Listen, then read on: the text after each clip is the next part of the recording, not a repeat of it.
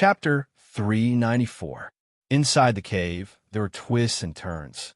Outside the cave, there was a layer of falling water curtain. The golden bee was flying in the cave, emitting a faint golden light.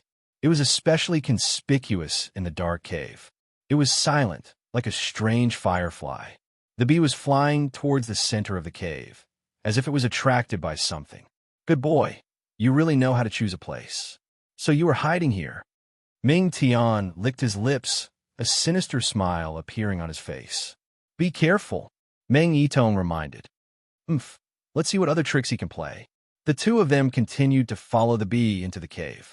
After sneaking into the cave for several thousand meters, something strange happened. The golden bee flying in front suddenly froze in the air, turning into a lump of ice, then fell to the ground and shattered. Meng Yitong and Ming Tian, who were following behind the golden bee, both cried out in alarm and retreated without thinking. Meng Yitong waved the staff in his hand and summoned a flame-like shield. Ming Tian stretched out his hand, and a giant and a water shield appeared in front of him. The giant raised a spinning water shield in its hand, and the fire shield protected the giant's back.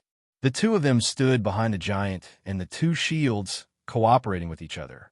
A huge black xuanwu with the head of a turtle and the body of a snake suddenly appeared in the cave in front of them, and a domineering cold breath instantly covered the entire cave. In the cave that was filled with stalactites, in an instant, the stalactites, the ground, and the walls on both sides of the cave were all frozen by black ice. The entire cave instantly turned into a black world of ice, and the temperature dropped rapidly. Meng Yitong and Ming Tian could not help but shiver, and their expressions changed slightly. Just now, everything had happened too suddenly. If they were not prepared and were hit by that xuanwu, they would definitely be seriously injured. Under that cold breath that could freeze everything, the giant's water shield instantly shattered, and the summoned giant turned into a lump of ice, which also shattered with a crash. The burning flame shield emitted a dense cold air and was instantly extinguished. Meng Yitong and Ming Tian immediately leapt into the air. Their feet did not touch the ground, allowing them to avoid the damage from the terrifying frost breath. After a breath, the black tortoise turned the cave into an ice house, and its figure disappeared all of a sudden. Meng Yitong and Ming Tian were already prepared to go all out, but after waiting for a few seconds, they realized that there was no movement inside the cave. The guy called Chui Li also didn't come out, causing the two of them to be slightly stunned. "Big brother, why isn't that Chui Li coming out?" Ming Tian asked. Meng Yitong squinted his eyes and looked into the dark depths of the cave. His eyes moved as he suddenly thought of something. That xuanwu just now might be a gatekeeper for that guy, surnamed Chui. That guy surnamed Chui might not know that we are here yet. Ming Tian immediately became excited. "Big brother, you mean let's go in and take a look?" Meng Yitong waved his hand, summoning a warrior whose body was flickering with red light. That warrior was very agile. He held a long saber in his hand. The moment he was summoned, he rushed into the cave to explore the way for the two people. Meng Yitong and Ming Tian followed behind that warrior. After entering the cave for more than 200 meters, Meng Yitong and Ming Tian finally understood why they didn't see Chui Li come out. It was because in front of them, in the deepest part of the cave, there was a translucent cocoon of light wrapping around Chui Li's body. Woof, woof, woof, woof. The summoned black dragon was guarding beside that cocoon of light. It bared its fangs at the two who suddenly appeared and the summoned warrior, as if it wanted to protect the person behind it who was fusing with the realm pearl. "Ha! So this guy is fusing with the realm pearl here. This is a gift from the heavens to us brothers." Meng Yitong laughed wildly and let out a sigh of relief. He didn't care about the summoned black dragon at all. He waved his hand lightly, and the warrior he summoned rushed forward. While the black dragon bit the warrior's calf, the warrior slashed with his blade, causing the black dragon to dissipate. Fighting wasn't the black dragon's specialty. Ha! No matter how cunning this Chui Li is, how can he escape from Big Brother's scheme? He knows that his body is stained with the pollen of the shadowless flower. That top-grade soul tool belongs to us. Ming Tian laughed loudly. Looking at Chui Li, who was fusing with the realm pearl, the two brothers completely relaxed and walked directly towards Chui Li. The summoner who was fusing with the realm pearl was like a baby, completely unable to resist. What did the two of them have to worry about? It's a pity that my shadowless golden bee.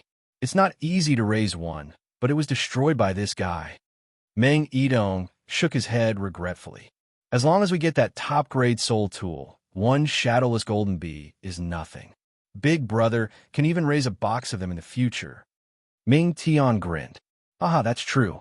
This guy can use top-grade soul tools. Maybe there are other good things in his spatial equipment. Let me send him to heaven. Ming Tian took a few steps forward, raised his hand, and was about to shoot out an icicle. But at this moment, a change that the two of them couldn't talk about suddenly occurred. The ground of the cave suddenly shattered.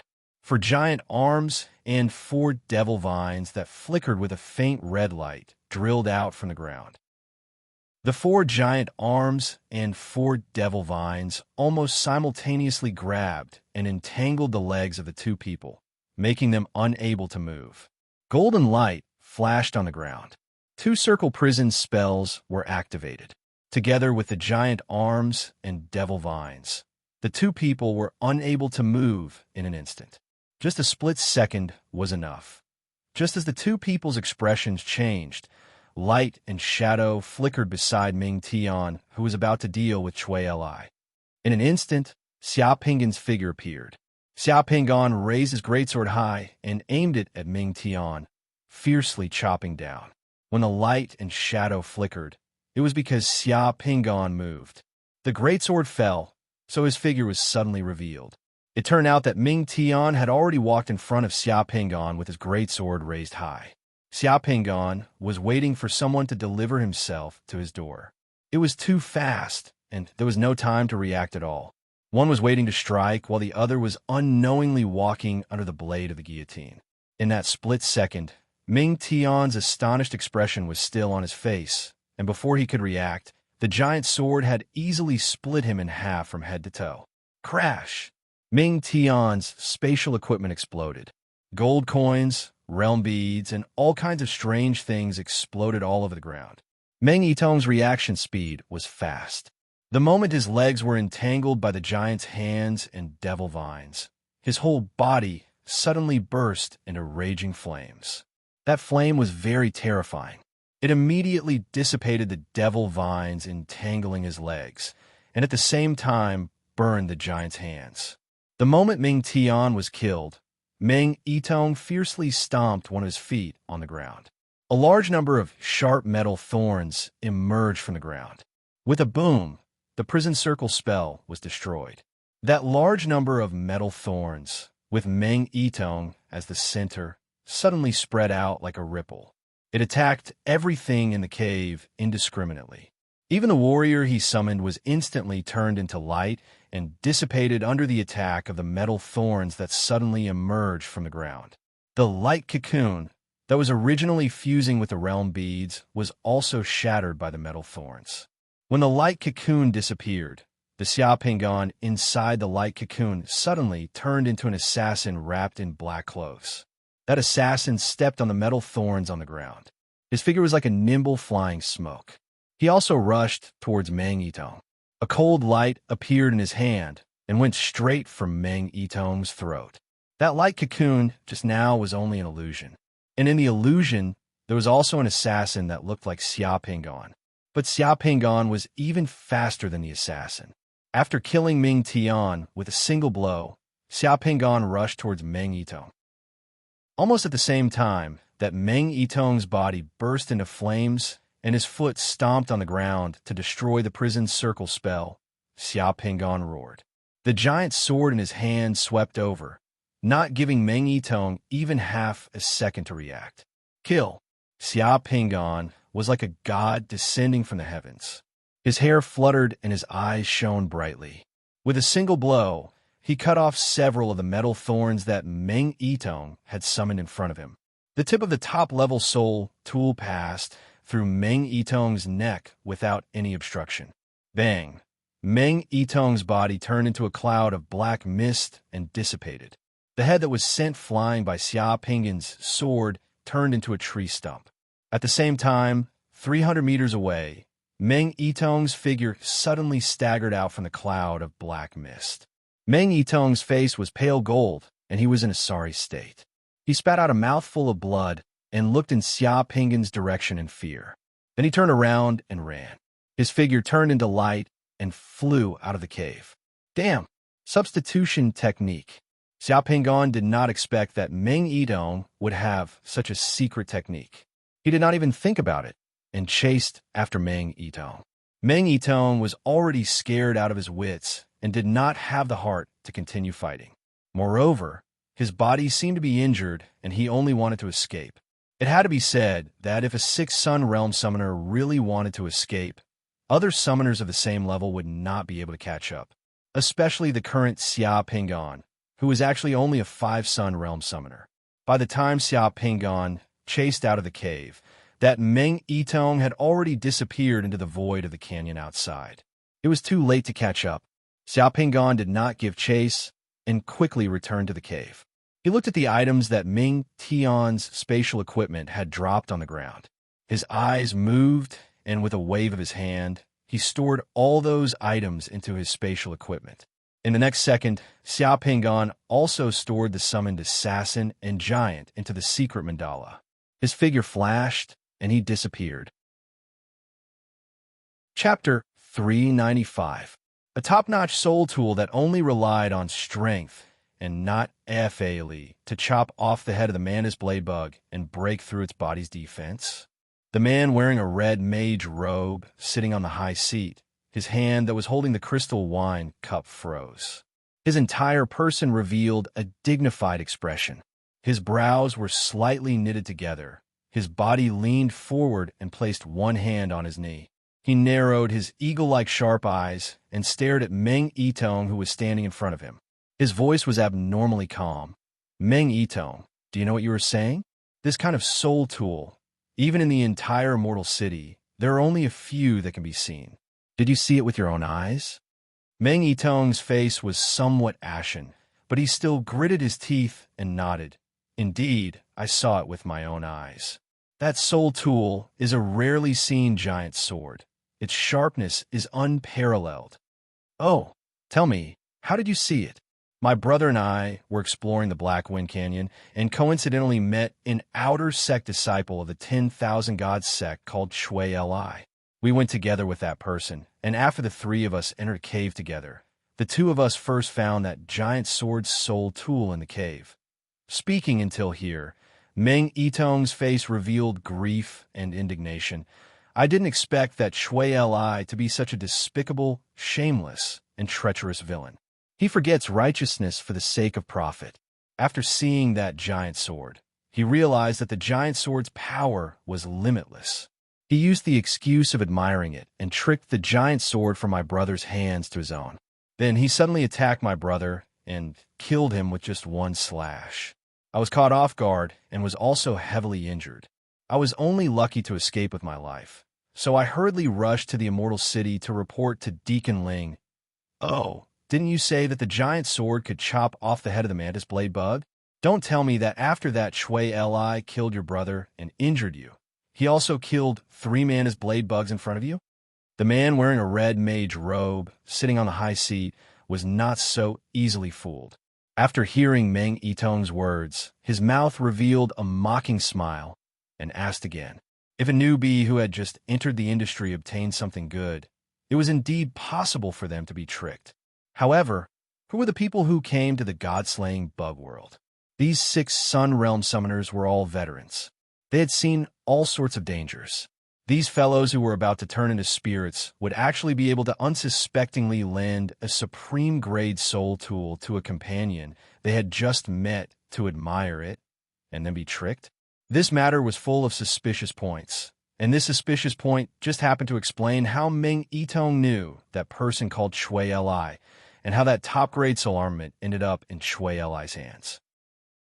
It was just barely enough to justify everything. Deacon Ling, there were Mantis blade bugs in that cave. My brother, Ming Tian, used that giant sword to chop off the heads of 3 Mantis blade bugs. In our great joy, we heard that Shui Li wanted to borrow the soul tool to take a look, so we let our guard down and lent the supreme-grade soul tool to Shui Li. However, we didn't expect that Shui Li had long been harboring murderous intentions and wanted to take the treasure that we brothers discovered for himself. Meng Yitong's tongue was as eloquent as a lotus flower. He knew that there were loopholes in his explanation, but that didn't matter. What mattered was what this Deacon Ling in front of him chose to believe. As Meng Yitong spoke, he also quietly raised his head to size up Deacon Ling's expression. After seeing Deacon Ling's expression, he was relieved. This was because when Deacon Ling had heard about the supreme-grade soul tool, although his expression was calm and mocking, as if he didn't want to completely believe his words, Deacon Ling's eyes were shining. Meng Yitong was very familiar with that kind of light. It was greed. What do you mean by looking for me? Deacon Ling fiddled with the crystal cup in his hand and began to adjust his tone. I can't just listen to your side of the story for this kind of thing. Deacon Ling is responsible for maintaining the discipline of a mortal city. As long as Deacon Ling can avenge my brother Ming Tian and kill that Shui Li, I'm willing to offer that supreme-grade soul tool on him to Deacon Ling. My brother Ming Tian will be able to die in peace. So it's like that. Deacon Ling's eyebrows twitched. What does that Shui Li look like? Do you have a portrait of him? Yes, please take a look, Deacon Ling. Meng Yitong bent over and took 2 steps forward, handing over a portrait scroll. This is that person's face. I've carefully examined it. It shouldn't be disguised.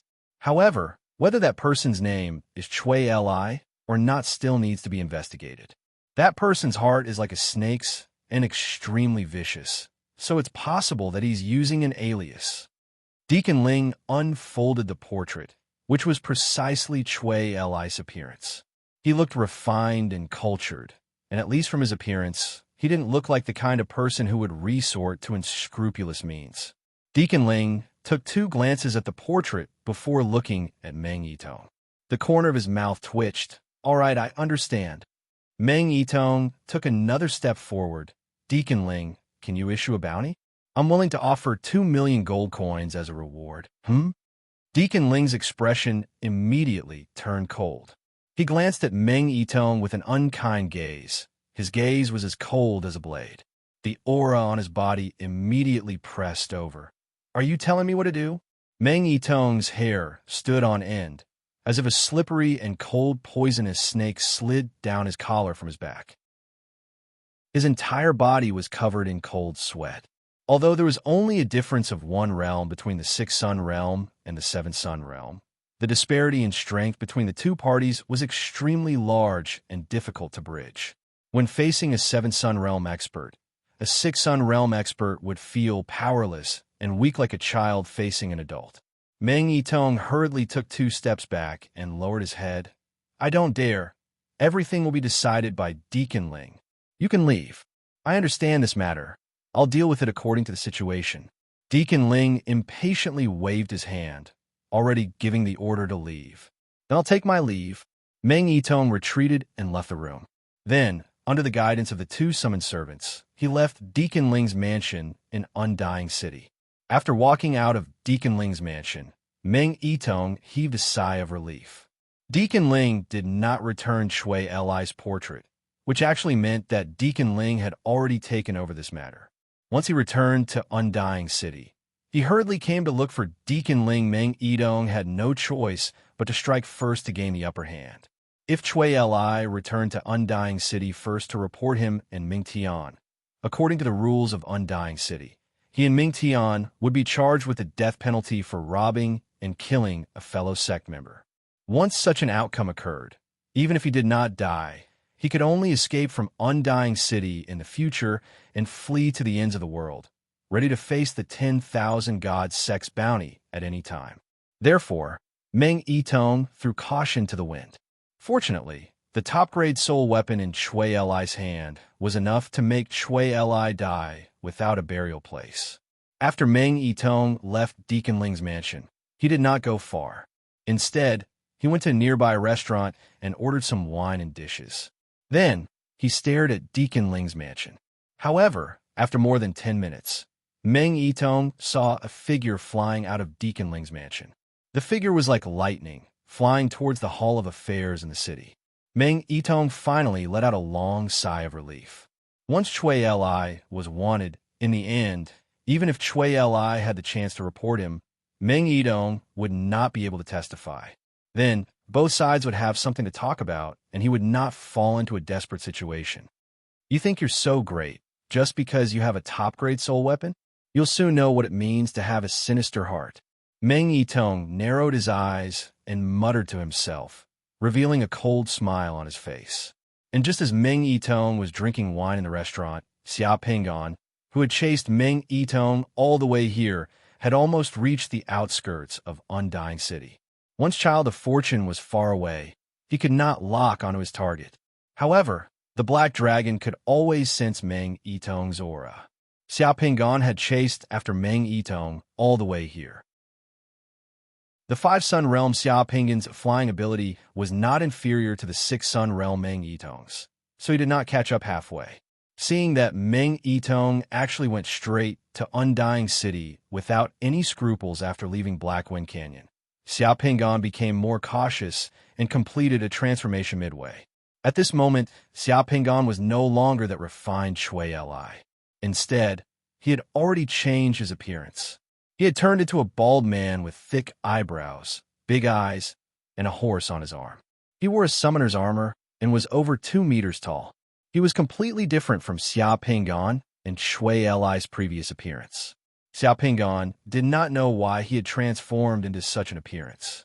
It was just that when he transformed, this huge contrast with his previous appearance naturally appeared in his mind. Then, Xia Pingan activated a secret transformation technique and changed his appearance to return to Undying City. As soon as Xia Pingan landed at the entrance of Undying City, Child of Fortune jumped out from his secret mandala and immediately sensed Meng Yitong's aura. In a few flashes, Child of Fortune appeared in the restaurant where Meng Yitong was drinking. He sat on Meng Yitong's head and locked onto Meng Yitong's trace. Xia Pingan grinned and swaggered directly towards the restaurant where Meng Yitong was at. Chapter 396. When Xia Pingan arrived at the restaurant, Meng Yitong was still eating and drinking. Meng Yitong was probably starving after flying non-stop to Immortal City for the past few days. A summoner of the 6-Sun Realm wasn't at the point where he could go without food and drink. The business in the restaurant was very good. 2/3 of the tables were occupied, and there were people both upstairs and downstairs. The waiters, chefs, and shopkeepers in the restaurant were all summoned by the summoner to serve the customers who came to spend money in the restaurant. Of course, this was Immortal City, 10,000 divine sex territory. Few summoners dared to dine and dash in the city. Xia Pingan did not go up to the second floor of the restaurant. Instead, he stayed on the first floor of the restaurant and ordered some food and wine. He began to wolf down his food while Boy of Fortune stared at Meng Yitong from the second floor of the restaurant. More than 10 minutes later, Meng Yitong thought about how Ming Tian had died under Xia Pingan's saber and was both afraid and glad. Finding Deacon Ling could temporarily alleviate his crisis. But when he thought about how the supreme-grade soul weapon that he could have gotten had flown away just like that, and how he had gotten himself covered in a stench, Meng Yitong was filled with worry and unwittingly heaved a sigh of relief. Under these circumstances, the wine jug on the table was emptied in no time. "Waiter, another jug of wine." Meng Yitong shook the wine jug and called out to the waiter downstairs. "All right, sir, please wait a moment." At this time, Xia Pingan was also almost done eating. Seeing that Meng Yong wanted more wine upstairs, Xia Pingan's eyes moved, and a smile floated on the corner of his mouth. He also called over the waiter, "Waiter, the bill." "Sir, 220 gold coins." The waiter walked over and said a number. In Shangjing, this wine and food didn't cost a single gold coin, but here it cost this much, and there was no price to negotiate. Xia Pingan reckoned that the 10,000 divine sex Immortal City could make an astronomical amount of money every day just by running this city. Xia Pingan directly threw 220 gold coins onto the table and was about to leave the restaurant. However, at the counter on the first floor of the restaurant, a waiter was about to bring a jug of wine to the second floor when Xia Pingan and the waiter passed by each other. Xia Pingan tilted his body slightly, dodging the waiter. In the blink of an eye, Xia Pingan bent his finger and flicked a bit of the black, evil spirit into the mouth of the wine jug. When the wine was poured, the wine in the jug would be mixed with the black, evil spirit's poison and poured out together with the black, evil spirit's poison. The entire process was like an antelope hanging its horn, light, graceful, natural, and completely traceless. With Xia Pingan's current skills, not to mention the waiter carrying the wine, even the summoners dining in the restaurant wouldn't notice that Xia Pingan had already poisoned the wine in the waiter's jug the moment he passed by the waiter. Xia Pingan immediately left the restaurant and walked towards the street. The waiter carried the wine up to the second floor and brought the jug of wine in front of Meng Yitong. "Sir, the wine you wanted is here." Meng Yitong waved his hand and the waiter left. He then poured himself another cup. Everyone would have a kind of cognitive laziness. Meng Yitong was the same. Now that he was in the immortal city, his vigilance was relaxed. Moreover, he was fine after drinking a jug of wine in the restaurant. Therefore, he didn't care about the second jug of wine in the restaurant. After pouring himself a cup of wine, he raised the cup and drank it in one gulp. Just as the cup of wine entered his throat, Meng Yitong smacked his lips. Just as he was about to pour himself a second cup, his complexion suddenly changed. Then, his white face instantly turned black. His body trembled and his hand moved. With a crash, all the dishes on the table were swept to the ground by him. All of a sudden, the cups and plates were in a mess. This movement also alarmed the diners on the second floor of the restaurant. When the diners on the second floor of the restaurant turned their heads to look at Meng Yitong, they discovered that Meng Yitong suddenly stood up. His hands were tightly grabbing his throat. His body was stiff. His eyes were bloodshot and protruding. Like a dead fish, he seemed to be in great pain. He opened his mouth and wanted to scream. However, he couldn't make any sound. In just 2 breaths of time, the skin on Meng Yitong's face and hands had completely turned black. He staggered a step forward. He wanted to say something.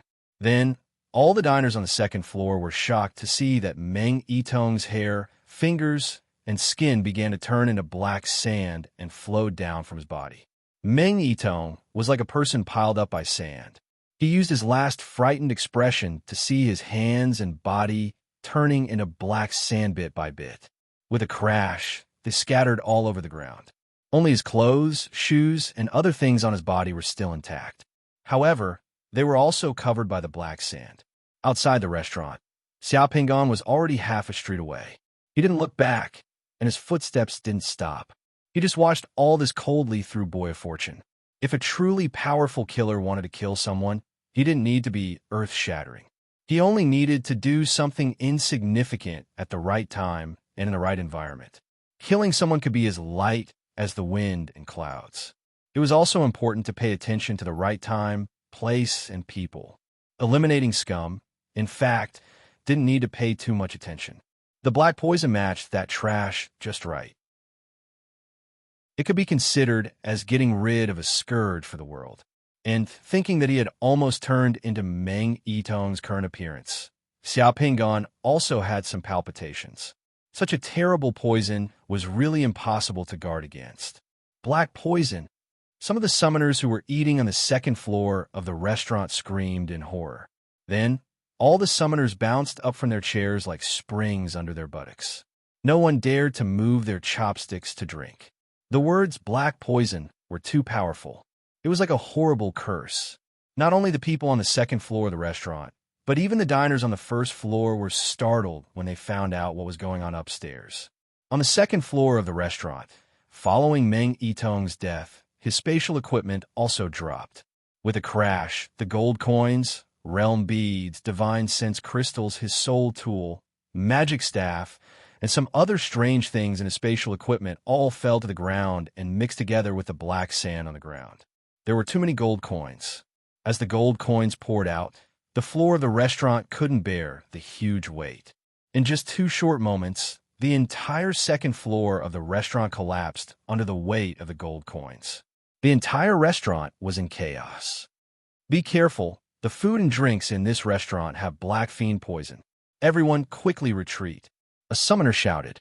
He grabbed a realm pearl that Meng Yidong had dropped in front of him and directly soared into the sky. The other summoners weren't fools. At this time, the second floor of the restaurant collapsed. Dust flew everywhere, and chaos filled the air. This was the perfect time to fish in troubled waters. In order to protect themselves, the summoners in the restaurant all flew up or summoned their shields and quickly left the half-collapsed restaurant. Of course, when they left, whether or not they would casually steal the items dropped by others would depend on their own luck. At this time, Xia Pingan was half a street away from the restaurant. He seemed to have been alarmed by the commotion in the restaurant. He finally turned around and calmly looked at the collapsed restaurant and the summoners that flew out one by one. Child of Fortune was also present, so he saw that when Meng Yitong's magic staff was pushed to the first floor by a large pile of gold coins, it was grabbed by a female summoner wearing a blue dress and a veil.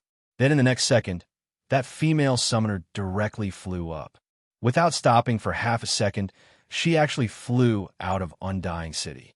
She didn't even stay in the city. Damn, that woman was also a ruthless person. The people on the street were alarmed. By the time the surrounding people reacted, they all looked towards the restaurant. They only saw that in the middle of the collapsed restaurant, there was a small hill of gold coins that was 7 to 8 meters high. In the ruins of the restaurant, there were gold coins everywhere. Even the shopkeeper and waiters of the restaurant were buried by the gold coins. The summoners walking on the street were dumbfounded. They had no idea what had happened in the restaurant. How could there be so many gold coins all of a sudden? The street was strangely quiet for a few seconds. Then, Xia Pingan saw a guy near him staring at the pile of gold coins in the restaurant. His throat trembled twice, and he swallowed a mouthful of saliva. Then he shouted with a righteous face, "Someone is injured, quickly save them." After saying that, that guy rushed towards the pile of gold coins in the restaurant. No, he rushed towards the restaurant. This shout immediately woke up many smart people who were eager for justice. Therefore, a large group of people rushed towards the collapsed restaurant. They didn't save the people in the restaurant, but the pile of gold coins was rapidly decreasing.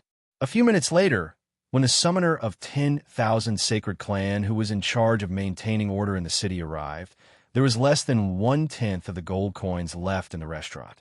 However, these gold coins were enough to compensate for the loss of the restaurant. There was still a lot left. Inside the restaurant, it was a complete mess. Everything had been destroyed, plundered. None of the summoners in the restaurant stayed behind to cause trouble, and all of them had fled. Only in the ruins of the restaurant, some black gravel left behind by the black baleful poison could still be found, telling what had just happened here. After returning to Immortal City for half an hour, Xia Pingan had killed Meng Yitong. At this moment, with a faint smile, Xia Pingan had already left the street where the restaurant was located. He walked on the street casually. With a flash, Child Prodigy returned to Xia Pingan's side and returned to the secret mandala. I wonder whether Meng Yidong told others about me? When Xia Pingan was thinking about this question, he found that a blue light spot suddenly exploded in the sky above Immortal City like fireworks. It was Chui Li's face in the light spot. At this moment, a dignified voice resounded in Immortal City. This man is called Chui Li, an outer disciple of Immortal City. Chui Li is suspected of robbing and killing his fellow disciples. He is officially wanted by the Manager Hall of Immortal City. Anyone who can provide information about him will be rewarded with 1 million gold coins. Xia Pingan became stunned for a second. F***CK. Chapter 397. He didn't expect Meng Yitong to leak out his identity so quickly. The Hall of Duty of the Immortal City had issued a bounty for his arrest so quickly. It seemed like Meng Yitong must have found someone before he came to the Immortal City to play the blame game and pin the crime of robbing and killing a fellow disciple on his head. Only then did he have the leeway to turn the situation around. Xia Pingan was also standing on the street. He raised his head and looked at the refined Chui Li shadow in the sky and secretly analyzed in his heart. When the shadow in the sky appeared, everyone in the city could see it. The huge Immortal City was momentarily quiet. This kind of arrest warrant was more useful than any advertisement. It could let everyone know in an instant. Fortunately, he had already made preparations before returning to the immortal city. Otherwise, he wouldn't be able to escape even if he had wings. 1,000,000 gold coins to arrest or kill an outer sect disciple. This kind of cheap deal, many summoners in the city wouldn't easily miss it if they encountered it. When a shadow in the sky and the voice that resounded throughout the city dissipated, the people on the street started to move again. Xia Pingan directly walked towards the Hall of Duty of the immortal city. He secretly mocked himself in his heart. He couldn't use Chui Li's identity anymore, but fortunately, changing his appearance was an easy matter for him. This was the helplessness of the weak. Just like an octopus and a chameleon, when the individual wasn't strong enough, they could only rely on unpredictable disguises to ensure their survival. Right now, he was more or less like an octopus and a chameleon. He didn't know when he could truly become strong. The humiliation of an inchworm in order to seek trust. The sting of a dragon in order to survive. A real man knows when to yield and when to stand tall. This little setback was nothing. Smiling bitterly, Xia Pingan comforted himself in his heart. He took a deep breath and once again pulled himself together. He raised his head and puffed out his chest as he quickened his pace. People were coming and going on the street of the immortal city. Many people were discussing the arrest warrant as they walked. They didn't notice that the wanted person had already transformed into a burly man and walked past them with his head held high. Half an hour later, Xia Pingan arrived at the square outside the Hall of Duty of the immortal city. He passed through the square and directly walked toward the tower of the Hall of Duty. That tower was the tallest building in the immortal city. It was exceptionally majestic, like a bunch of swords inserted together. It was awe-inspiring. Entering the Hall of Duty's huge arched door was enough for the summoned giant to easily walk inside. Entering the Hall of Duty, there was a huge dome and a large hall under the dome. On both sides of the large hall, there was a flight of stairs that could go upstairs. This layout was somewhat similar to the shrine of the summoner's secret altar. The layout was similar to the shrine of the summoner's secret mandala. The hall. SSSSSS walking. S hall. Many TSSSS. Many summoners were going in and out of this place. It was extremely busy. 10 red-clothed deacons of the Wanshin sect were rarely seen outside, but at a glance, there were already 4 or 5 of them. In the hall of the manager's hall, there were several service windows. Outer disciples of the Wanshin sect were lining up next to those windows to check things like insect crystals. It was easy to identify everyone in the hall. The outer disciples of the Wanshin sect were dressed in a variety of clothes, while the official disciples of the Wanshin sect were all wearing a pure white battle mage robe. On the left shoulder of the mage robe, there was a pure gold beast head that swallowed the shoulder. White symbolized the reflection realm. Apart from the white magician robes, those wearing black battle mage robes with 2 pure gold beast heads and a beast armor heart-protecting mirror on them were all Nether Passage realm disciples of the 10,000 Gods sect. Above the 2, the red-clothed deacons' red robes were even more eye-catching. Only those who had reached the Nether Passage realm, which was the Seven Sun realm, were qualified to be promoted to red-clothed deacons. The disciples of the Wanshin sect in the hall were all calm, stern, and proud. Xia Pingan walked in and met several official disciples of the Wanshin sect, but none of them looked at him directly. What? Meng Yitong was poisoned to death in a restaurant. Xia Pingan was walking toward an information desk across the hall when he suddenly heard someone's voice. Xia Pingan looked in the direction of the voice without batting an eyelid. He saw a summoner in his 50s with white hair, a deep aquiline nose, and a pair of sharp eyes. He was wearing a red-clothed deacon mage robe. He was hurriedly walking down the stairs with 5 white-clothed summoners of the Wanshin sect. As he spoke, the red-clothed deacon's face was filled with astonishment, and his footsteps suddenly stopped on the stairs. That red-clothed deacon was Deacon Ling, who had just separated from Meng Yitong. To be fair, Deacon Ling's voice was not loud. He was just using a normal voice to communicate with the people around him. However, the echo in the hall was excellent. Moreover, Xia Pingan had sharp ears and eyes. Therefore, when Deacon Ling mentioned Meng Yitong, although they were about 100 meters apart, Xia Pingon immediately heard him. This is the news from the city patrol team. After identifying the remains, the one who was poisoned by the black demon poison was Meng Yitong. A white-clothed summoner reported. Which restaurant? That restaurant is not far from Deacon Ling's residence. It's called the 100 Happiness Restaurant. Meng Yitong just reported to me that Chui Li had robbed and killed a fellow disciple. He was poisoned to death in the Immortal City. The impact of this matter is too bad. Chui Li might have already returned to the Immortal City. Immediately inform the city patrol team to search for the suspect Chui Li. Take note, Chui Li might have already entered the Immortal City in disguise. You can use the reflection mirror to identify him. Deacon Ling's voice was filled with killing intent. Yes. Deacon Ling came down from the stairs and hurriedly left with a few summoners beside him. He brushed past Xia Pingon when he was about 20 meters away. Xia Pingon's body was a little shocking. Deacon Ling glanced at Xia Pingon before moving his gaze away from Xia Pingon. An ordinary outer sect disciple was not worth his time. Xia Pingon went straight to a counter right across the hall. Behind the counter, there were two beautiful women who were summoned. They wore long dresses and smiled like flowers as they received customers. I wonder what kind of realm pearl can summon such beauties. Xia Pingon muttered in his heart. May I ask what is the matter, master? When Xia Pingon walked over, one of the beautiful women behind the counter asked. Yes, I want to ask, how can I join the Wanshin sect? You want to join our Wanshin sect? Yes, I heard that the treatment for becoming a disciple of the Wanshin sect is pretty good. There are also various realm pearls in God Spring, so I want to give it a try. Xia Pingon said casually. Have you reached the ethereal realm? No. Oh, then you can go to the third window over there and fill in a form to confirm your identity. The Wanshin sect recruited people casually. They did not reject anyone. As long as they were below the ethereal realm, they could become an outer disciple of the Wanshin sect after confirming their identity in cultivation realm and filling in a form.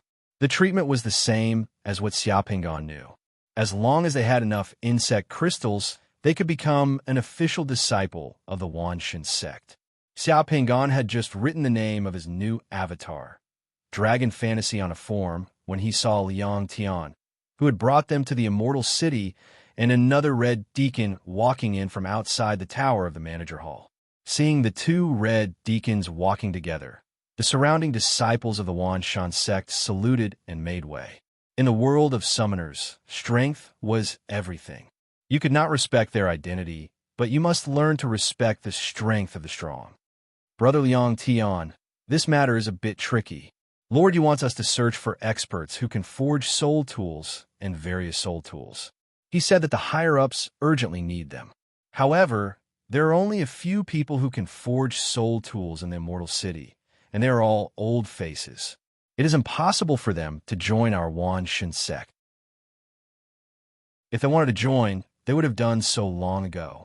There are many summoners in the Immortal Sea, and I heard that experts who can forge soul tools often go to the Immortal Sea to look for soul anchoring pearls.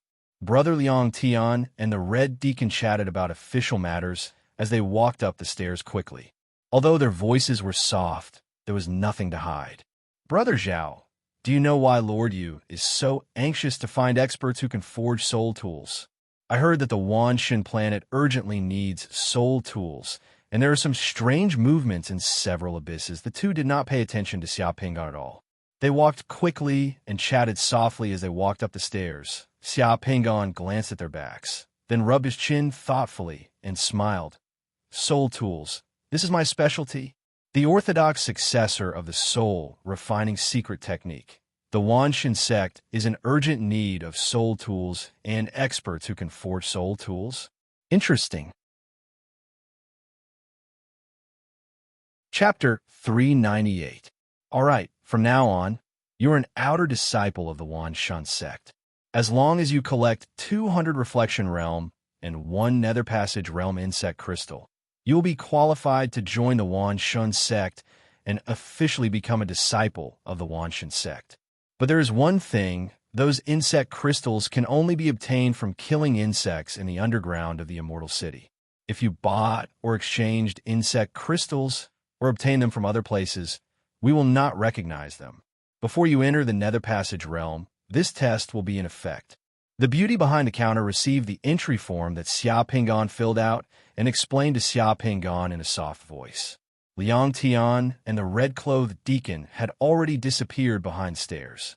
Xia Pingan nodded and retracted his gaze. He looked at the summoned beauty in front of him and couldn't help but ask a question. "May I know your name?" Xia Pingan asked the beauty's name purely out of curiosity. It wasn't because he had any dirty thoughts, because he couldn't think of any realm pearl that could summon such a beauty. The beauty in front of him was in her 20s. She was elegant and refined. Her skin was whiter than snow, and her eyes were like clear water in the mountains. When she looked around, she had an elegant and refined temperament. Her green dress couldn't hide her impressive figure. What was even rarer was that this woman had a dignified and intelligent temperament. When one got close to her, the beauty's body was soft and fragrant, and there was also a fragrance like orchids and musk. It made people have a good impression of her. Such a beauty was also stunning in reality, not to mention she was summoned. Looking at her intelligence, she was much higher than ordinary summoned characters. She was already able to handle some of the immortal city's official affairs in the manager hall. Before the beauty could reply, Xia Pingan heard someone nearby couldn't help but sneer in disgust. Ha ha ha! Another summoner who is fascinated by this beauty's boundary pearl. A boundary pearl that can summon such a stunning beauty is the most precious and top-level boundary pearl among summoners. It's priceless. Even the Wanshin sect can only find a few. What is that guy thinking? There are many idiotic summoners like him. Many of them have dirty thoughts in their hearts. They always think that they can summon a few beauties to warm their bed and enjoy their luck with women.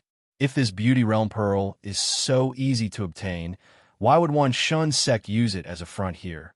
The beauty realm pearl is hard to come by, and the divine will crystal that can fuse with the beauty realm pearl is even rarer.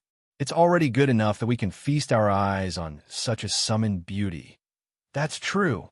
The jeers and discussions were not malicious, and Xia Pingan pretended not to hear them. The beauty who was questioned by Xia Pingan glanced at Xia Pingan's face with her beautiful eyes. She then covered her mouth and laughed. "You're an interesting wizard. You even want to ask my name. I'm Wang Zhaojun." Wang Zhaojun, one of the four beauties? No wonder. Xia Pingan was obviously stunned for a moment. He glanced at the woman again, then nodded. Without saying a word, he left the counter and walked outside. Interesting. Since there's a boundary pearl that can summon Wang Zhaojun, there should also be one that can summon Shishir, Diao Chan, Yang Yuhuan, De Xiao Qiao, Kai Wenji, Zhao Fian, Feng Xiaolian, Zhang Lihua, De Zhou Empress, Xiao Zhou Empress, and Li Shi. If he could summon the four beauties, it would be exciting. Of course, this was just out of curiosity. It was purely an academic study. Xia Pingan didn't have any strange ideas. After walking out of the Hall of Duty's tower, Xia Pingan had already forgotten about the boundary pearl of the beauties. Beauties were good, but in the current situation, survival was the most important. Xia Pingan looked at the square outside and took a deep breath. Then, he strode toward the place in the city. Previously, after killing the 3 mantis blade insects, Xia Pingan had obtained another rare realm pearl. When he killed Ming Tian actually had 2 rare realm pearls on him. Xia Pingan was prepared to find a place to merge these 3 realm pearls first. Xia Pingan's original plan was to continue hunting mantis blade insects in Black Wind Canyon after fusing these boundary pearls. However, the conversation between Liang Tian and the Red Deacon in the hall made Xia Pingan have other thoughts. He had mastered the strongest soul refining technique. Since the 10,000 Deities sect was in urgent need of experts with such special skills, he had to think carefully about how to use this information to maximize his benefits. There might be a shortcut to joining the 10,000 Deities sect. He didn't know if it was because he had poisoned Meng Yitong in the city just now, but at this moment, there were white-robed sorcerers from the 10,000 Deities sect flying around in the sky of the immortal city. especially in the direction of the exit of the city. The summoners who left the immortal city seemed to have to be checked by the reflection mirror. If it was in the past, Xiao Pingan would definitely be nervous when he saw the reflection mirror. However, that magic tool was useless to him now. Xiao Pingan didn't panic. After walking in the city for half an hour, Xiao Pingan arrived at the south of the city. He found an inn, rented a courtyard, and settled down temporarily. The guests in the city were all summoners, and summoners needed to fuse with boundary pearls to cultivate. Therefore, the inns and hotels in the city provided residences that were mostly standalone courtyards and villas. Most of them had underground secret rooms for summoners to cultivate. After the waiter of the inn left, Xiao Pingan summoned the Black Dragon and Child of Fortune to check the courtyard. After confirming that there were no problems in the courtyard, Xiao Pingan went directly to the underground cultivation room in the courtyard. After closing the door, he summoned Xuan Wu, an assassin, to guard the door. Then, Xiao Pingan took out a boundary pearl that he had obtained from killing the 3 mantis blade insects. This was an assassin boundary pearl. The words Chao and Mo were written in Xiaozhuan on the boundary pearl. There was also a dagger that was faintly discernible in the boundary pearl. A few days ago, Xiao Pingan had killed more than 20 mantis blade insects and obtained 7 boundary pearls. Among the 7 boundary pearls, only one of them was a rare divine power boundary pearl that was 3 visits to the thatched cottage. The other boundary pearls were all ordinary boundary pearls, and 2 of them overlapped. This Chao Mo's assassin boundary pearl was only the 2nd boundary pearl that Xiao Pingan had obtained in recent days that could be easily fused. At this point in his cultivation, every step he took, every time he fused with a boundary pearl, and every time he increased his divine power, it was not easy. He pricked his finger and dripped his blood on the upper boundary pearl. In the blink of an eye, Xiao Pingan was surrounded by a cocoon of light. Xiao Pingan opened his eyes and saw a platform in front of him. On the platform, there was a pavilion. Around the pavilion, banners were fluttering in the wind. There were many imperial guards, civil officials, and generals gathered. 2 large banners were erected on both sides of the platform. On one side of the banners, the word Lu was written, and on the other side, the word Qi was written. On both sides of the banners, there were thousands of people standing solemnly in formation. On both sides of the pavilion, there were many ceremonial utensils, musicians, and 3 animals for the alliance meeting. This scene, if placed in the spring and autumn era, was definitely the standard for an international conference. Such was the extravagance of an alliance meeting. Xiao Pingan stood on the side of the Lu kingdom that was closest to the platform. Opposite him was the Qi kingdom. On the Lu kingdom's side, a group of civil officials and generals looked gloomy, worried, and forced smiles. On the other hand, the Qi kingdom's monarch and courtiers were all arrogant and condescending. There were 2 long tables on the platform. Next to the long table on the Lu kingdom's side sat the ashen-faced Duke Zhuang of Lu, Jitong. On the other hand, the person sitting on the long table on the Qi kingdom side was no stranger to Xiao Pingan. It was the Duke Huan of Qi, Jiang Xiaobai. At this moment, the Duke Huan of Qi, Jiang Xiaobai, was in high spirits and was laughing loudly. Xiao Pingan looked at himself again. He was strong, wearing armor, and standing at the head of the Lu kingdom's generals. This Chao Mo's body was almost comparable to the strong man he had transformed into. Xiao Pingan touched his sleeve, and there was indeed a dagger hidden in it. This Chao Mo was indeed the ancestor of Huaxia's assassins. Chao Mo might not be able to lead troops to war, but his courage and courage were definitely enough. Duke Lu, as long as we sign this treaty, our 2 countries will be friends for generations in the future. There will be no more wars, and the soldiers of our 2 countries will no longer have to bleed and kill. This is a great kindness. This treaty will definitely be remembered in history and become a story of our 2 countries. Ha! Jiang Xiaobai, the Duke Huan of Qi, thought that after signing this treaty, the Lu kingdom would cede a large area of land to the Qi kingdom again. In the future, The Qi kingdom would completely rely on him to live. His reputation among the vassals would be even greater, and he could not help but laugh happily. The legend belonged to the state of Qi, but for the state of Lu, such an alliance only left them with humiliation. However, no matter how humiliating it was, they could only accept it. If they didn't sign the alliance agreement, the state of Qi might directly send troops to destroy the state of Lu. Jitong looked at Jiang Xiaobai and could only swallow his broken teeth. The state of Lu and the state of Qi had been defeated in 3 battles. The state of Qi was supported by Guanzhong, and the state of Qi was growing stronger day by day. It was a hegemon and was much stronger than the state of Lu. Today, he had to sign the alliance, even if he didn't want to.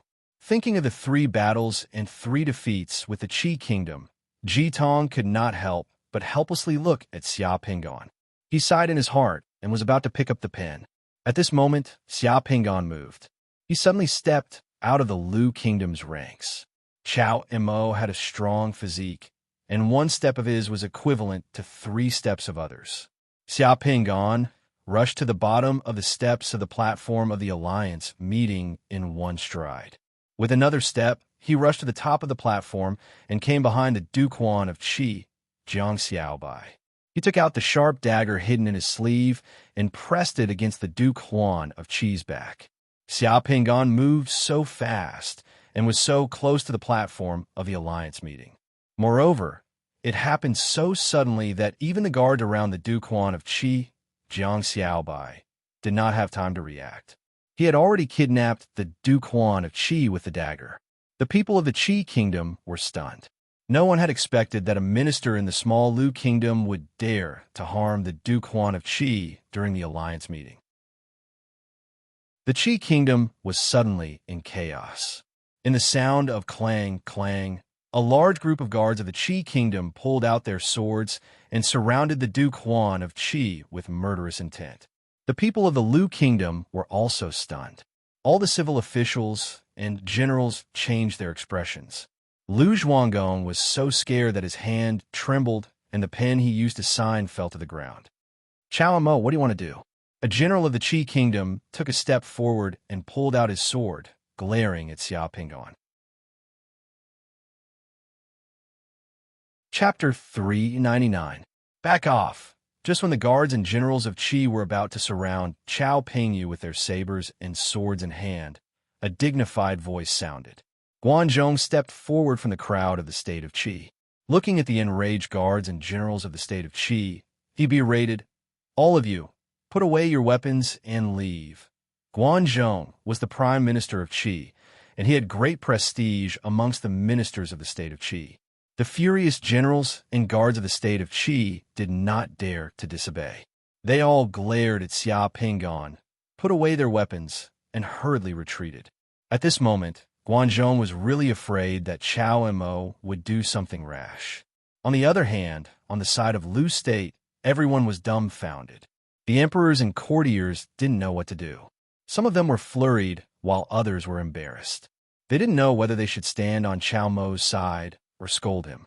Xia Pingon took a look at Guanzhong and praised him inwardly. Guanzhong is really sensible and considerate of the overall situation. At this moment, it's not a good idea to irritate a desperado who is holding a dagger against Duke Huan of Qi's back. If I irritate him, I might stab a hole in Duke Huan of Qi's back. Everyone fixed their eyes on Xia Pingon. Holding the ruler of a country hostage with a dagger in front of everyone during the vassal conference was something that had never happened before. Chao Mo was truly audacious. Duke Huan of Qi was experienced. At this moment, although his face was livid, he didn't look too flurried. He even turned around and took a look at Xia Pingon, asking, "Chao Mo, what do you want?" "Duke Huan, don't you know what I want?" Xia Pingon looked around and swept his gaze across the faces of the Lu Kingdom's monarchs and courtiers. Generously, he said, "The state of Qi is powerful, while the state of Lu is weak. The state of Qi has sent troops to invade the borders of the state of Lu several times, invading the cities of the state of Lu and disturbing the peace of the state of Lu. Duke Zhuang can't even sleep well. Once the treaty is signed, the city walls of the state of Lu will collapse and fall on the border of the state of Qi. It's too much to bully the weak like this. Qi Hengong gritted his teeth and clenched his fists. He was silent for 2 seconds. What if I don't consider it? Xia Pingon grinned as he slightly exerted his strength against the dagger on Qi Hengong's back, causing the dagger to pierce through Qi Hengong's clothes. Hengong, you have to be prepared to be hit by my vital qi and vitality. What did that mean? Everyone looked at each other in dismay. Realizing that no one around him was laughing, Xia Pingon secretly curled his lips. He was so humorous, but no one around him could understand. It was too lonely. Qi Hengong was also stunned. Was he prepared to be hit by this guy's vital energy and vitality? What Chao Mo said sounded weird, but the feeling of having a knife on his back made Qi Hengong understand that Chao Mo probably meant that he wanted to use his knife to assassinate him and make him bleed within 5 steps. Before Qi Hengong could say anything, Guanzhong became a bit anxious as he kept winking at Qi Hengong. Qi Hengong deliberated for 2 seconds. Looking at Xia Pingon's fearless face and resolute eyes, his throat moved. Finally, he sighed and said, "Fine, I'll return all the lands that the kingdom of Qi had occupied and promise not to invade the kingdom of Lu in the future. Is that okay?" The moment Qi Hengong finished his words, Xia Pingon directly threw away the dagger in his hand with a clang. Under the gazes of numerous people, he walked down the platform and calmly returned to the ranks of the officials of the kingdom of Lu. Numerous guards and generals of the kingdom of Qi stared at Xia Pingon with their hands on the hilts of their swords. They wished they could rush over and chop Xia Pingon into meat paste. Qi Hengong also glared fiercely at Xia Pingon and clenched his fists tightly. Ever since he became the monarch of Qi Kingdom, Qi Hengong had never suffered such humiliation. He was actually forced by an ignorant man with a knife to sign a treaty during the meeting of the alliance, and even wanted to return the land of Lu Kingdom that he had swallowed. The atmosphere at the scene was as tense as a steel plate. They were waiting for Qi Hengong's order to kill Xia Pingon on the spot. The officials of the kingdom of Lu were all trembling with fear. At this critical moment, Guanzhong stood up and said in a deep voice, "This is the end of the conference. Everyone go back." Qi Hengong stood up stiffly from the platform. Without saying a word, he turned around and left. Seeing Qi Hengong leave, the officials and guards of the kingdom of Qi also followed him out of the conference. After the people of the kingdom of Qi left, Lu Zhuanggong walked down from the platform as if he was stepping on clouds.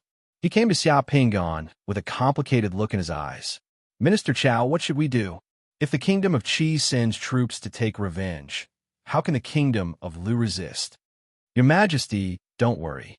I don't think the kingdom of Qi will send troops to take revenge. Instead, they will keep their promise. If the kingdom of Qi really sends troops, Your Majesty can cut off my head, cut out my heart and liver, grind my bones to dust, and send someone to give them a Qi Hengong." When the officials of the kingdom of Lu heard Xia Pingon's words, they were speechless. No matter what, Xia Pingon had risked his life to fight for the dignity and land of the kingdom of Lu. That bastard Chao Mo has gone too far, too far. When have I ever suffered such a loss? To think that I have to send troops to destroy the kingdom of Lu. Then I will cut that bastard Chao Mo into pieces, grind his bones, and scatter his ashes. In the tent of the kingdom of Qi, Qi Hengong found it hard to swallow his resentment. He flew into a rage and smashed everything in the tent. After raging for a while, Qi Hengong found that Guanzhong was just standing in the tent without saying a word. He calmed down a little. "I want to destroy the kingdom of Lu. Does Father Zhong have any good ideas?" "Your Majesty, destroying the kingdom of Lu is only temporary. After that, you will lose your trust in the world. You will be ridiculed and despised by the vassals. It will be hard to redeem yourself." "Father Zhong, do you mean that we should just let it go?" Guanzhong sighed and said with a little melancholy, "I didn't expect that the kingdom of Lu would have such a valiant and decisive person like Chao Mo, who dared to hold Your Majesty hostage during the alliance meeting. Previously, Chao Mo led the kingdom of Lu and lost 3 battles against the army of the kingdom of Qi. I somewhat underestimated him. His courage alone is enough to fight against a country. Chao Mo of the Kingdom of Lu is not done yet. This is the will of the heavens. Defying the will of the heavens is a disaster, not a blessing. It seems that the Kingdom of Lu should not be destroyed by the Kingdom of Qi. Your Majesty, please keep your promise and return the land of the Kingdom of Lu to the Kingdom of Lu. His courage alone is enough to fight against a country. Qi Hengong stood in a daze for a moment. After pondering for a while, he could only sigh and pinch his nose. The world of the Realm Pearl was shattered. In the secret chamber, Xia Pingon opened his eyes again. Once again, the fusion was perfect. He looked at the time and found that only 7 minutes had passed since the fusion of the Realm Pearl was completed. The upper limit of the divine power in the secret mandala had now become 6,218 points.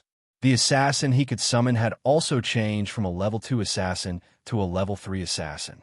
The relief sculpture of the assassin in the temple expanded once again. There was an additional image of Chao Mo holding Qi Hongong hostage on the relief sculpture. The assassin in the relief sculpture was shrouded in black mist and was faintly discernible. It was even more unpredictable. A level 3 assassin could already deal with most of the mid-level and low-level summoners because most of the summoners were below the 3-sun realm. If he fused with another assassin Realm Pearl, then the level 3 assassin would become a dragon-slaying assassin. That flame rhinoceros fellow was an outstanding assassin and specialized in eating the assassin bowl of rice. The assassin Realm Pearl he had fused with was only 4, which could summon a dragon-slaying assassin. Xia Pingon had a deep understanding of the power of a dragon-slaying assassin. That day in Shangjing City, he himself was almost killed by the dragon-slaying assassin summoned by Flame Rhinoceros Fellow.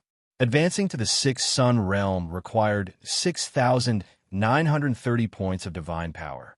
At the moment, he still needed 712 points of divine power to reach the 6th Sun Realm. After calming down slightly, Xia Pingon took out the 2nd Realm Pearl and fused with it in one go. This was another divine power Realm Pearl. There were only 4 Xiaozhuan characters on the Realm Pearl, unstoppable. This divine power Realm Pearl was about how the Jin Dynasty's army, led by Du Yu, helped Emperor Wu of Jin conquer the Wu Kingdom and unify the country. This Realm Pearl was not difficult to fuse with. He only needed to make a decision at the crucial moment and resolutely attack the Wu Kingdom. Unstoppable was about how the West Jin Dynasty conquered the Wu Kingdom. Xia Pingon took less than half an hour to fuse with this Realm Pearl. He took out the 3rd Realm Pearl. There were only 2 Xiaozhuan characters on the Realm Pearl. Tiger Prop. Behind the Tiger Prop, there was a faint shadow of a ferocious tiger. This rare Realm Pearl was probably a black box Realm Pearl. Very few people were able to fuse with it. No one knew what kind of spell one would obtain after fusing with it. However, Xia Pingon knew that the so-called tiger bracing was actually one of the outfits worn by ancient Chinese doctors. The origin of the word tiger bracing could be traced back to the medical sage Sun Simiao. The doctors of later generations carried the tiger bracing on their bodies, and it gradually became an item that indicated their identity as a doctor. After holding the Realm Pearl and pondering for a moment, Xia Pingon dripped a drop of blood on the Realm Pearl. Soon, his entire body was surrounded by a cocoon of light again. Chapter 400. As soon as he opened his eyes, he saw a nearly 2-meter-long tiger blocking the narrow mountain path in front of him. The weeds around the mountain path were waist-high, and the surrounding forest was deep and secluded. There were birds chirping and insects chirping, but there was no one around. The tiger stared at Xia Pingon and walked towards Xia Pingon step by step. When ordinary people saw such a scene, they would probably turn around and run away. Or they might even take off their carrying poles to protect themselves. If they were capable, they might even kill this ferocious tiger. Who would have thought that this Realm Pearl's mission would be so strange? By the way, Xia Pingon was carrying a medicine basket on his back, which contained a lot of herbs he had picked from the mountains and climbing tools. At this moment, Xia Pingon was Sun Simiao, who was picking herbs in the mountains.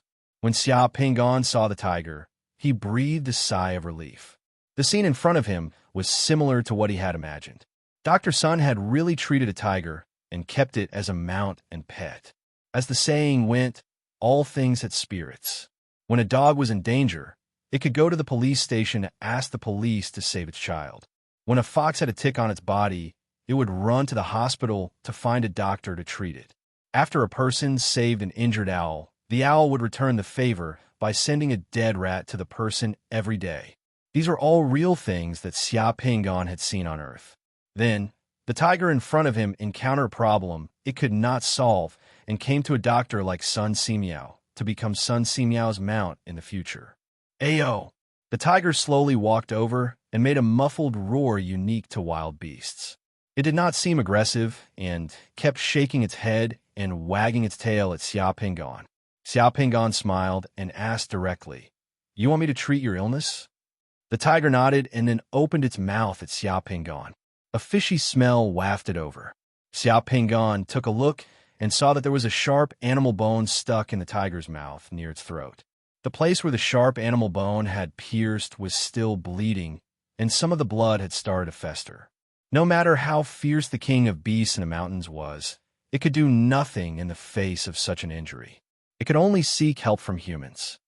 "Well, open your mouth and don't move." The tiger understood, nodded, and opened its mouth. This realm pearl was the tiger bracing, so naturally, it did not need this tool. The tiger bracing was actually a tool invented by Sun Simiao to perform oral surgery on tigers. Later on, it gradually evolved into the symbol of a doctor. Later on, when doctors went around the streets to treat people, according to etiquette, they could not shout and show off, so they changed the tiger bracing to a bell. When the tiger bracing rang, it meant that a doctor had come. Xia Pingon looked at himself and found that there was only a medicine hoe in his hand. He put down the medicine basket on his back and looked inside. Sure enough, he found a curved iron hook in the medicine basket. The iron hook should be one of the tools that Sun Simiao asked a blacksmith to make for climbing up the mountain. The iron hook was a bit like a curved sickle. One end of the iron hook was a bit sharp, and the other end was connected to a rope. When climbing up the mountain, the iron hook could be hooked to trees or rocks to facilitate climbing. Xia Pingon untied the rope on the iron hook and grabbed the two sections of the iron hook with both hands. With a sudden force, the originally curved iron hook slowly closed and turned into the shape of an iron ring. The size of the iron ring was just right to be placed in the tiger's mouth and completely opened its mouth. He did not have to worry about the tiger biting his hand off when he reached in to take the bone. A real doctor should be benevolent and have benevolent skills. Xia Pingon put the iron ring in the tiger's mouth and stuck it between the upper and lower fangs of the tiger's mouth. The tiger's mouth was opened and it could not bite down. Only then did he reach out and put half of his arm into the tiger's throat. He took out the sharp bone that pierced the tiger's throat and threw it aside. Then, Xia Pingon took out the iron ring that opened the tiger's mouth from the tiger's mouth, and the tiger was suddenly free. "Okay, it's done. I'll treat your illness today. You must not hurt anyone in the future." The tiger nodded and stretched out its head to rub Xia Pingon. Xia Pingon carried the basket on his back and looked at the iron hook in his hand. He smiled and muttered to himself, "I knew it. How could it be a shoulder pole? How could a doctor carry a shoulder pole when he went into the mountains to pick herbs? He's not a woodcutter. What's more, there's no such big metal ring on the shoulder pole, only a wooden tip." The first legend that Xia Pingon heard about the tiger pole was that Sun Simiao used the iron ring on the shoulder pole that he used to pick herbs in the mountains to make the first tiger pole. At that time, Xia Pingon doubted the authenticity of this legend. First of all, a famous doctor who went into the mountains to pick herbs was not suitable for carrying a shoulder pole. He was not a woodcutter. Ordinary doctors would carry baskets on their backs. Second of all, the tiger's mouth was so big that there was no corresponding metal ring on the shoulder pole to support it. Those who said that there was such a big metal ring on the shoulder pole had probably never carried a shoulder pole before and imagined it out of thin air. This realm pearl could be considered to have solved a small doubt in Xia Pingon's heart. The first tiger pole was modified from the mountain climbing tools that Sun Simiao used to pick herbs in the mountains. This made sense. Sun Simiao was very careful about the tools that he used to pick herbs. In some legends, in order to extract the strange medicine, Wolingzi, from the cliffs and cliffs, Sun Simiao, was the first person to put a bamboo tube on the outer layer of the rope as a protective layer to prevent the rope from being broken by the rocks or eaten by the insects and beasts under the cliffs and cliffs. Xia Pingon went down the mountain. The tiger that he had just saved did not run away. It actually rubbed against him and followed him down the mountain. "Will you follow me in the future?" Xia Pingon asked the tiger. The ferocious tiger actually nodded. Xia Pingon laughed, and the world of the realm pearl suddenly shattered. This realm pearl was really easy to fuse. It took less than 10 minutes from start to finish. After fusing with this realm pearl, the upper limit of divine power in Xia Pingon's secret mandala reached 6,275 points. At the same time, a black iron sculpture appeared in the secret mandala shrine. The pattern on the black iron sculpture was the story of how Sun Simiao made a tiger pole to cure the tiger's illness and took its bone to subdue it. The round tiger pole on the sculpture was the summoning slot of this realm pearl. Looking at this strange summoning slot, Xia Pingon was stunned.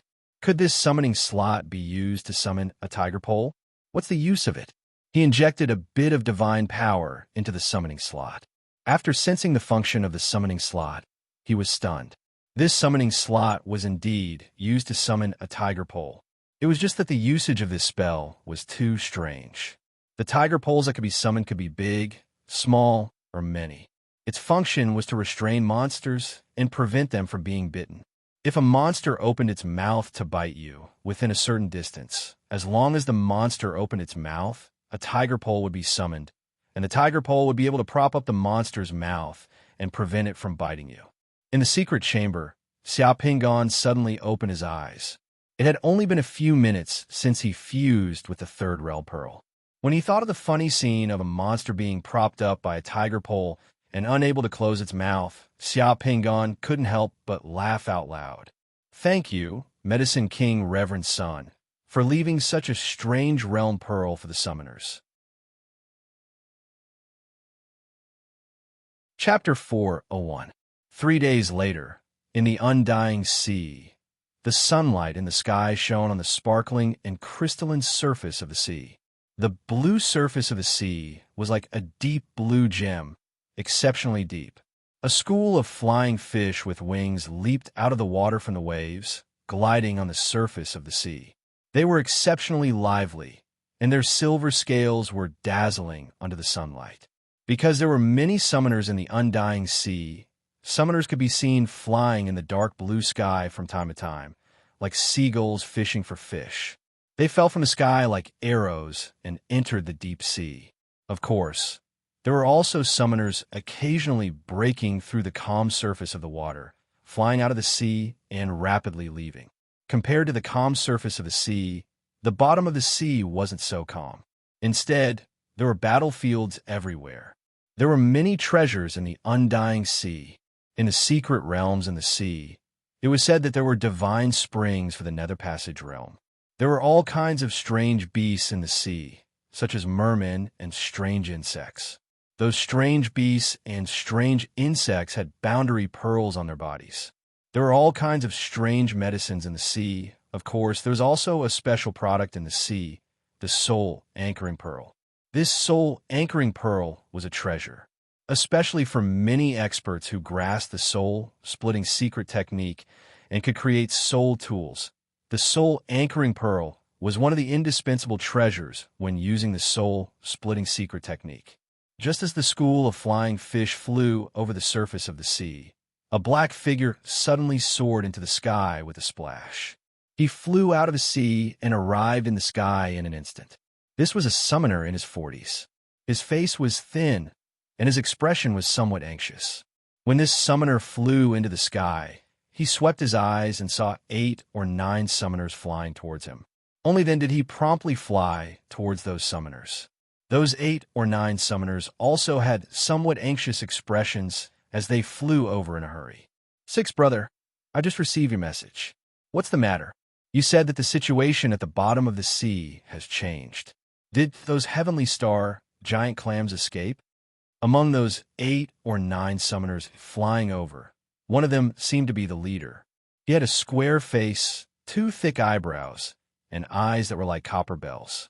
He had an extremely imposing manner. And the 6th brother was the summoner who had just flown out of the sea. The heavenly star, giant clam, was one of the unique creatures in the undying sea. The sole anchoring pearl that could make people go crazy came from the heavenly star, giant clam, in the undying sea. Big brother, those heavenly star, giant clams really did run out of the cave. Someone even beat them to it and entered the giant clam's body to search for the soul-calming pearls. That 6th brother said with a strange expression, "Could it be that a nether passage realm or energy-shaping realm summoner is trying to steal our business?" They were all summoners in the reflection realm, which was the equivalent of the 6th sun realm. Although they had the advantage in numbers, if they were to encounter a summoner in the ethereal opening realm, they would have no choice but to accept defeat. As for summoners in the energy-shaping realm, they couldn't afford to offend them. It would be best if they could curry favor with them.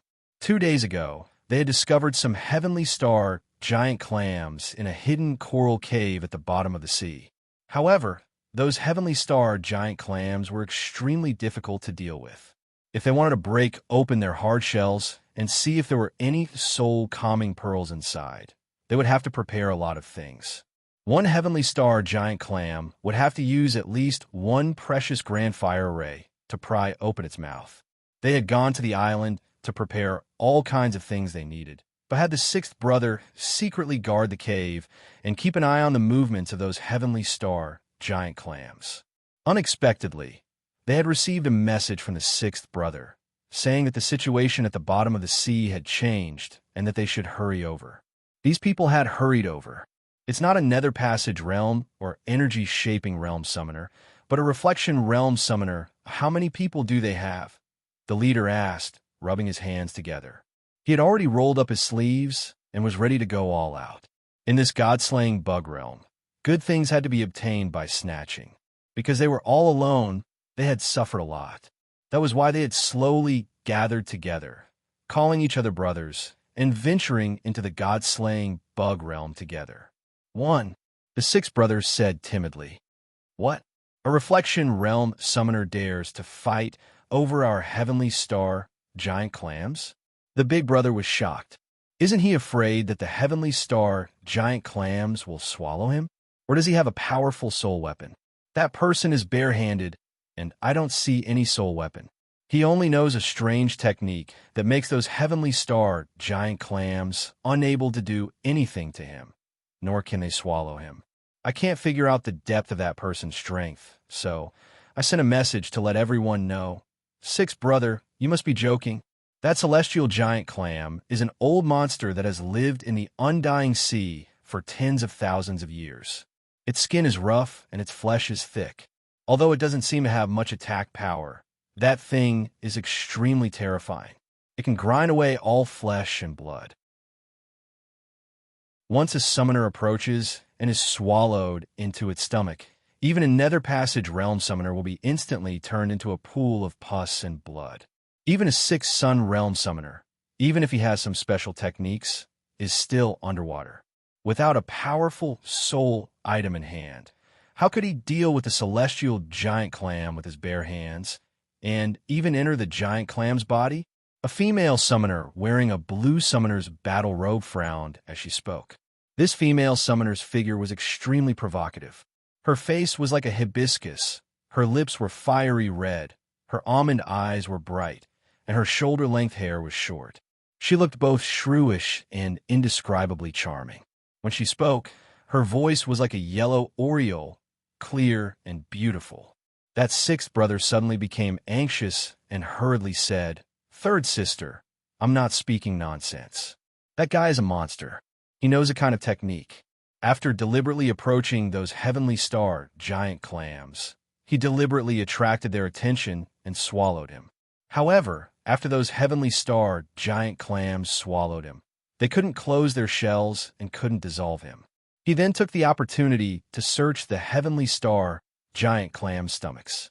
those heavenly star giant clams couldn't do anything to him. There's actually such a person? The beautiful summoner was also shocked. He can actually resist the giant clam's melting power? Is that summoner still down there? The big brother asked. Yes. Let's go down and take a look. The big brother waved his hand, and everyone rushed down towards the sea from the sky. The moment the summoners entered the water, they summoned a spherical water shield that wrapped around their bodies. Once the spherical water shield entered the sea, it became one with the seawater and couldn't be easily distinguished. The summoners seemed to be surrounded by transparent bubbles in the sea. They could also freely travel in the water, but their speed wasn't as fast as when they were in the sky. The bottom of the sea was bright and colorful. Various kinds of colorful fish swam back and forth, and there were also floating aquatic plants. The heavenly star giant clam had a huge body.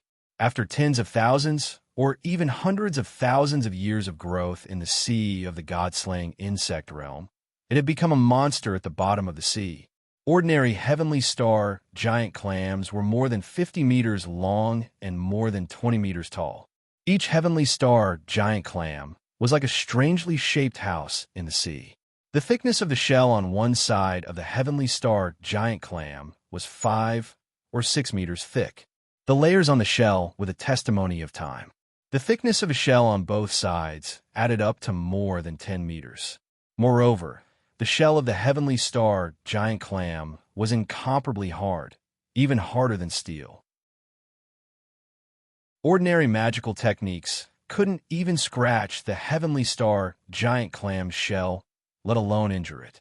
At most, they could only clean up the seaweed and aquatic plants growing on the shell. Once the shell of the heavenly star giant clam closed, ordinary magical techniques were practically useless against it. They simply couldn't injure it in the slightest. And once you approached it, its shell would slightly open, and a terrifying water arrow would be able to penetrate a summoner's armor from 100 meters away. The most frightening thing about it was the heavenly star giant clam's ability to melt flesh and blood. Once you were sucked in and the shell closed, the inside of the shell would be the most terrifying furnace of flesh and blood in the world. In the blink of an eye, you would be ground into pus and blood. Because the heavenly star giant clam was extremely difficult to deal with. Even if some heavenly star giant clams had soul anchoring pearls in their bodies, it wasn't an easy task to obtain the soul anchoring pearls inside the heavenly star giant clam. After diving 1,000 meters into the sea, there was a large patch of fiery red coral forest. The group of people didn't look for it very much. They just flew towards the coral cave they had originally discovered. Then, they discovered some activity outside the coral cave and saw a scene that shocked them. A bald, burly man actually ran out of the open shell of a 40-meter-long, deep blue heavenly star giant clam while cursing. And the two shells of that deep blue heavenly star giant clam were truly unable to close. They were completely stuck in a huge circle flickering with golden light. After that bald, burly man ran out of the heavenly star giant clam's stomach, he waved his hand, and that metal circle that was stuck in the two shells of the heavenly star giant clam suddenly disappeared. The two shells of the heavenly star giant clam rumbled and closed once again, bringing about a turbulent underwater shock wave. The corals at the bottom of the sea within a radius of several hundred meters were shaken into pieces. Who was this guy? The surrounding summoners didn't seem to be the only ones watching. There were also a few summoners who had rushed over from the other side. They were also dumbstruck as they floated in the distance, looking at that burly man actually going in and out of the terrifying heavenly star giant clam's body. What kind of technique was that to actually make the heavenly star giant clam shells unable to close? No one had ever seen this kind of secret technique. This question popped up in the minds of everyone who saw this scene. Didn't they say that there were soul anchoring pearls inside the heavenly star giant clam's body? I've already found quite a few. Why haven't I found any? The person who was cursing and stroking his bald head was precisely Xia Pingon, who had come to the undying sea from a mortal city. As a man who truly grasped the mysteries of the spirit realm's soul-refining secret technique, Xiao Pingan actually didn't need the help of soul-anchoring pearls to refine soul tools.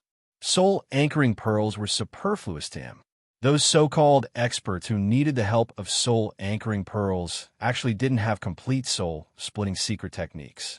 They were somewhat incomplete, so they needed to rely on external objects to complete soul-splitting and soul tool refinement. Since he wanted to become a high-end talent who mastered soul tool refinement in the eyes of the 10,000 God sect, he also couldn't attract too much attention and attract the people of the Blood Demon Church. Therefore, Xiao Pingan could only blend in with the dust and make himself seem more or less the same as other high-end talents who could refine soul tools. He needed the help of soul-anchoring pearls to refine soul tools.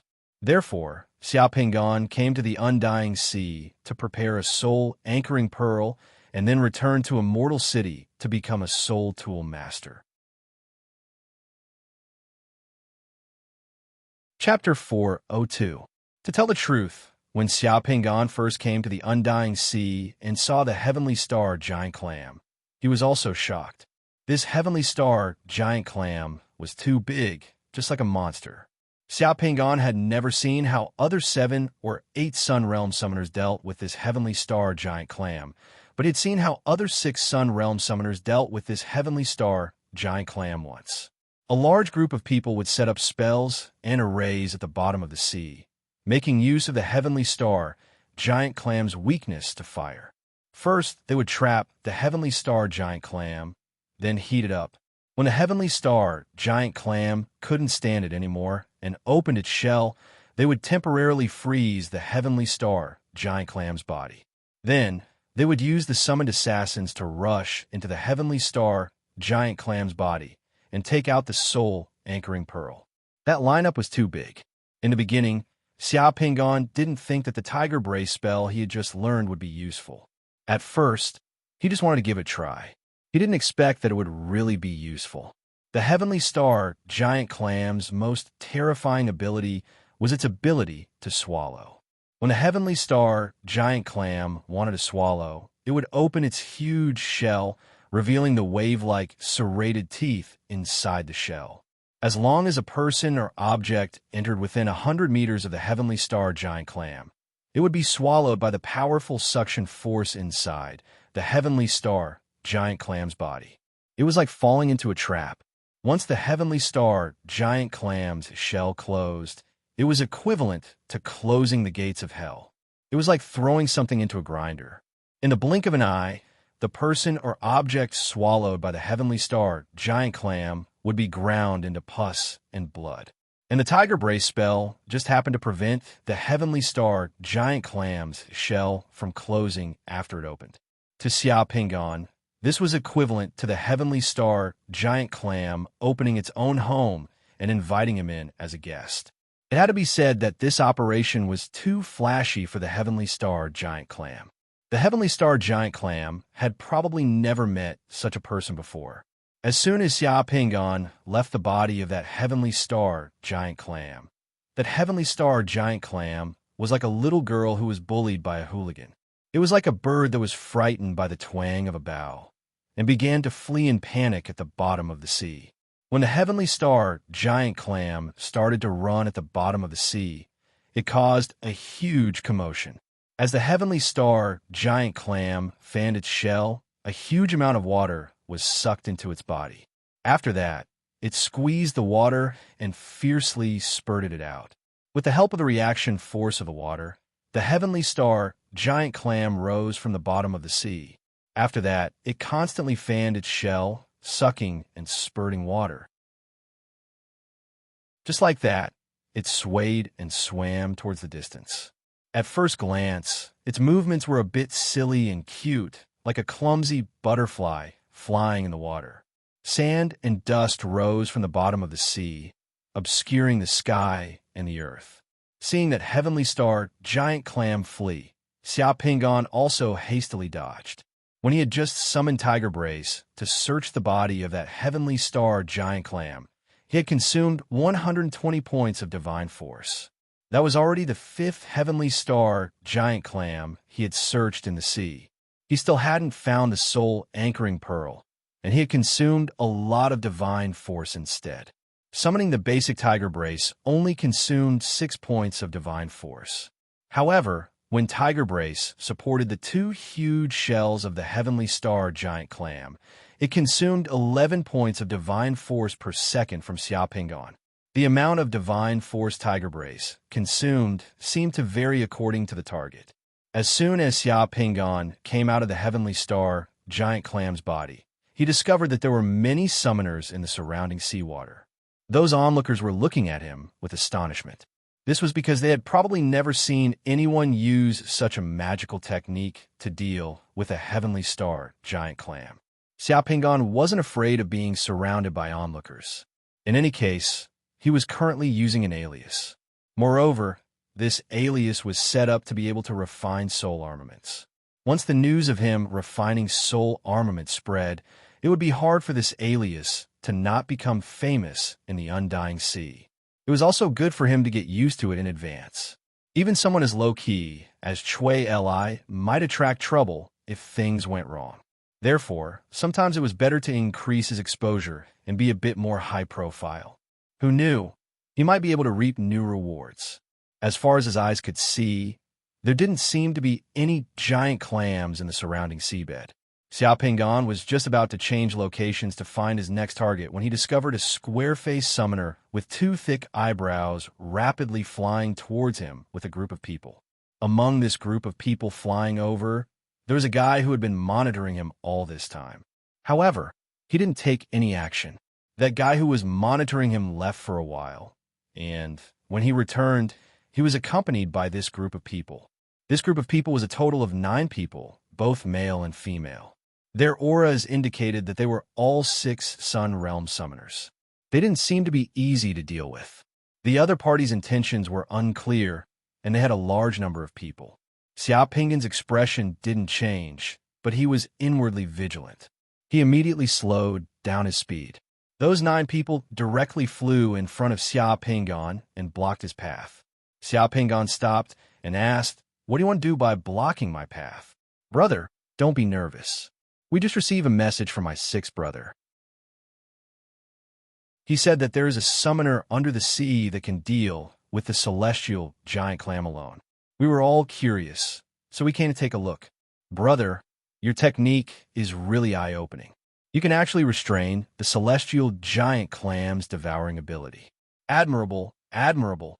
The square-faced, thick-browed summoner should be the leader of this group." When he spoke, the others didn't speak.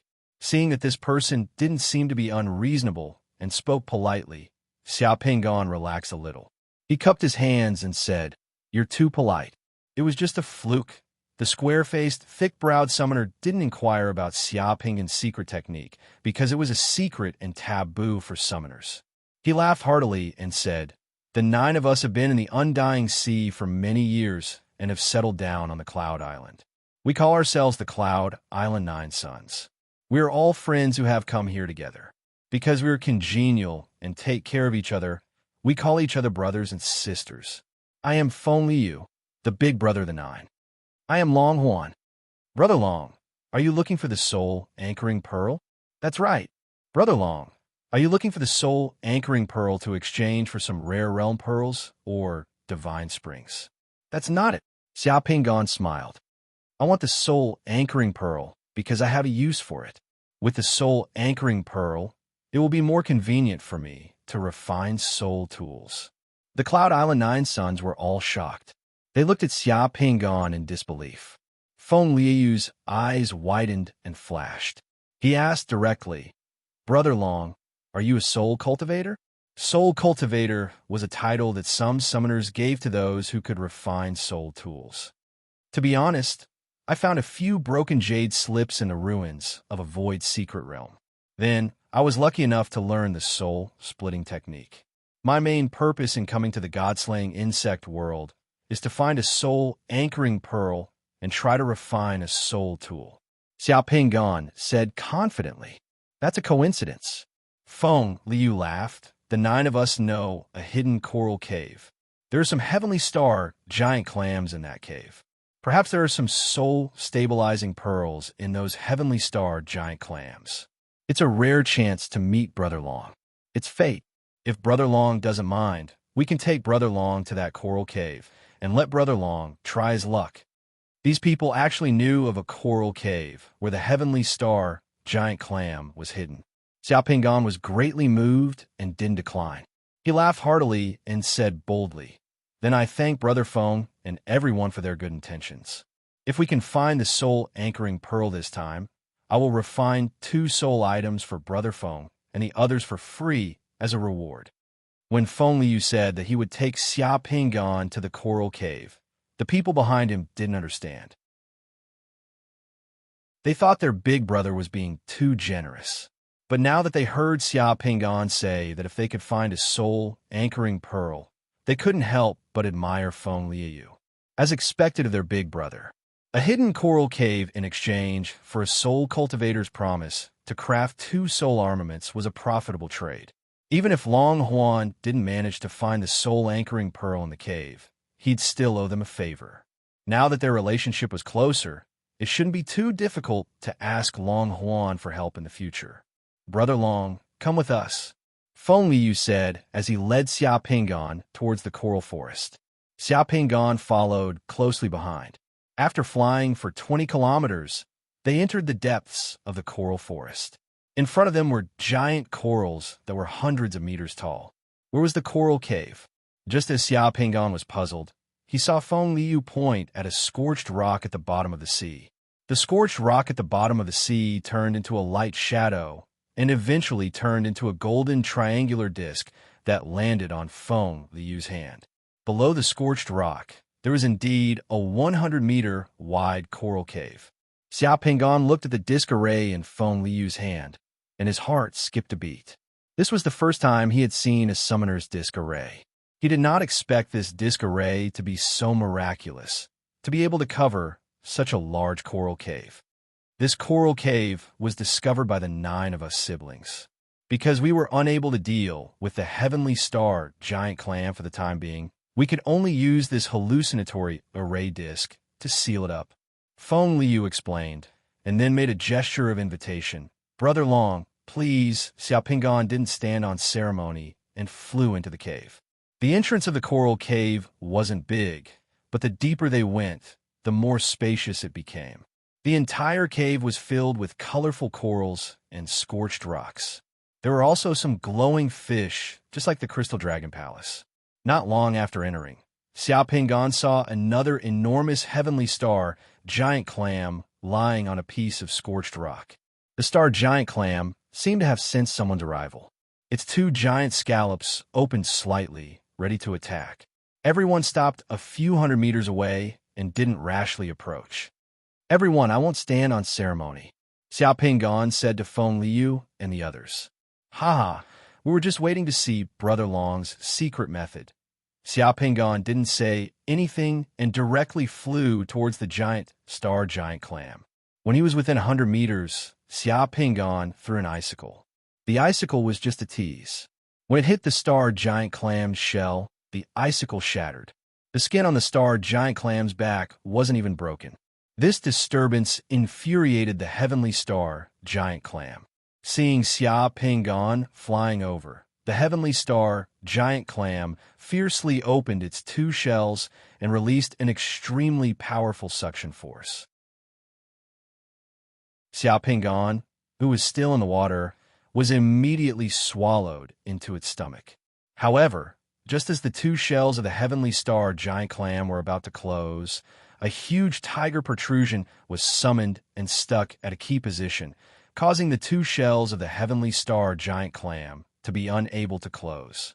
As a result, it could only freeze there.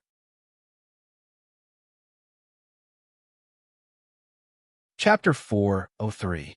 There are still 7 heavenly star giant clams left in the coral cave, and this was the last one. This heavenly star giant clam was somewhat large, about 70 meters long. It was hiding in the deepest part of the coral cave, and its body was covered with underwater aquatic plants. The aquatic plants fluttered in the wind, making it look particularly demonic. Half of the heavenly star giant clam's body was buried in the sand of the seabed, while the other half of its shell was covered in a thick layer of sand. It looked like a small seabed hill. If not for the faintly discernible wave-shaped undulations on its shell, which betrayed its identity, most people would have thought that this big guy was a reef at the bottom of the sea. At some point, some summoners had come to the coral cave. Xia Pingan ignored them, and neither did Yundao Jiuzi. The other summoners didn't cause any trouble. They just watched from afar in twos and threes. They watched how Xia Pingan approached the heavenly star giant clam, how he was swallowed by it, and how he summoned the tiger crab to easily wander around the heavenly star giant clam's body before coming out. The onlookers exclaimed from time to time. More and more gazes were focused on Xia Pingan. Just like before, he shot an icicle, approached the heavenly star giant clam, and then calmly let the heavenly star giant clam swallow him before summoning the tiger crab. Xia Pingan was becoming more and more familiar with this process. In the blink of an eye, he entered the heavenly star giant clam's body. Holy **T. This heavenly star giant clam was somewhat strong. The divine power consumption of the tiger crab for 1 second had already become 14 points. As soon as Xia Pingan entered the heavenly star giant clam's body, he was slightly taken aback. He felt the divine power consumption rate in his body and immediately perked up, seizing the time to search. The inside of the heavenly star giant clam was like the warehouse of a cargo ship that had sunk into the sea after being loaded with meat products. Xia Pingan could see thick, grayish-white meat pads soaking in the sea. Those meat pads were soft and slippery, and there was a layer of hard and sticky mucous membrane on those meat pads. At the edges of those mucous membranes, there were some sparkling and translucent particles that shone like light bulbs and stars. Those particles weren't pearls, but the stars inside the heavenly star giant clam, also known as the giant clam's eyes. Those eyes of the giant clam could emit light, nourishing a strange algae growing inside its body. Those algae could be used as food for the clam's food. But once a person entered the heavenly star giant clam, he would immediately feel the algae's corrosive and toxic effect on his water shield. The heavenly star giant clam's body was giant clam's matresplendent clam, giant clam. 10 seconds later, when Xia Pingan opened a piece of fat meat at the bottom of the heavenly star giant clam's shell, a faint blue light penetrated through that layer of mucous membrane inside the heavenly star giant clam's body and entered Xia Pingan's eyes. Xia Pingan became spirited as he immediately opened that layer of mucous membrane. Below that layer of mucous membrane, a fist-sized brilliant blue pearl was wrapped in a translucent flesh cocoon. Soul-stabilizing pearl. This was a soul-stabilizing pearl. A blue soul-stabilizing pearl was unique. At the sight of that soul-stabilizing pearl, Xia Pingan rapidly summoned a long sword and cut open that translucent flesh cocoon with a slashing sound. He then took the soul-stabilizing pearl in his hand. The moment the soul-stabilizing pearl came out of the flesh cocoon, the entire seawater inside the giant clam's body turned brilliant blue like a dream. Soul-stabilizing pearl, he found it in the coral cave outside the heavenly star giant clam. The onlookers exclaimed when they saw a brilliant blue light blossom from the heavenly star giant clam's open shell. Although that blue light flashed and disappeared, it still dyed a large area of the seawater outside the heavenly star giant clam blue.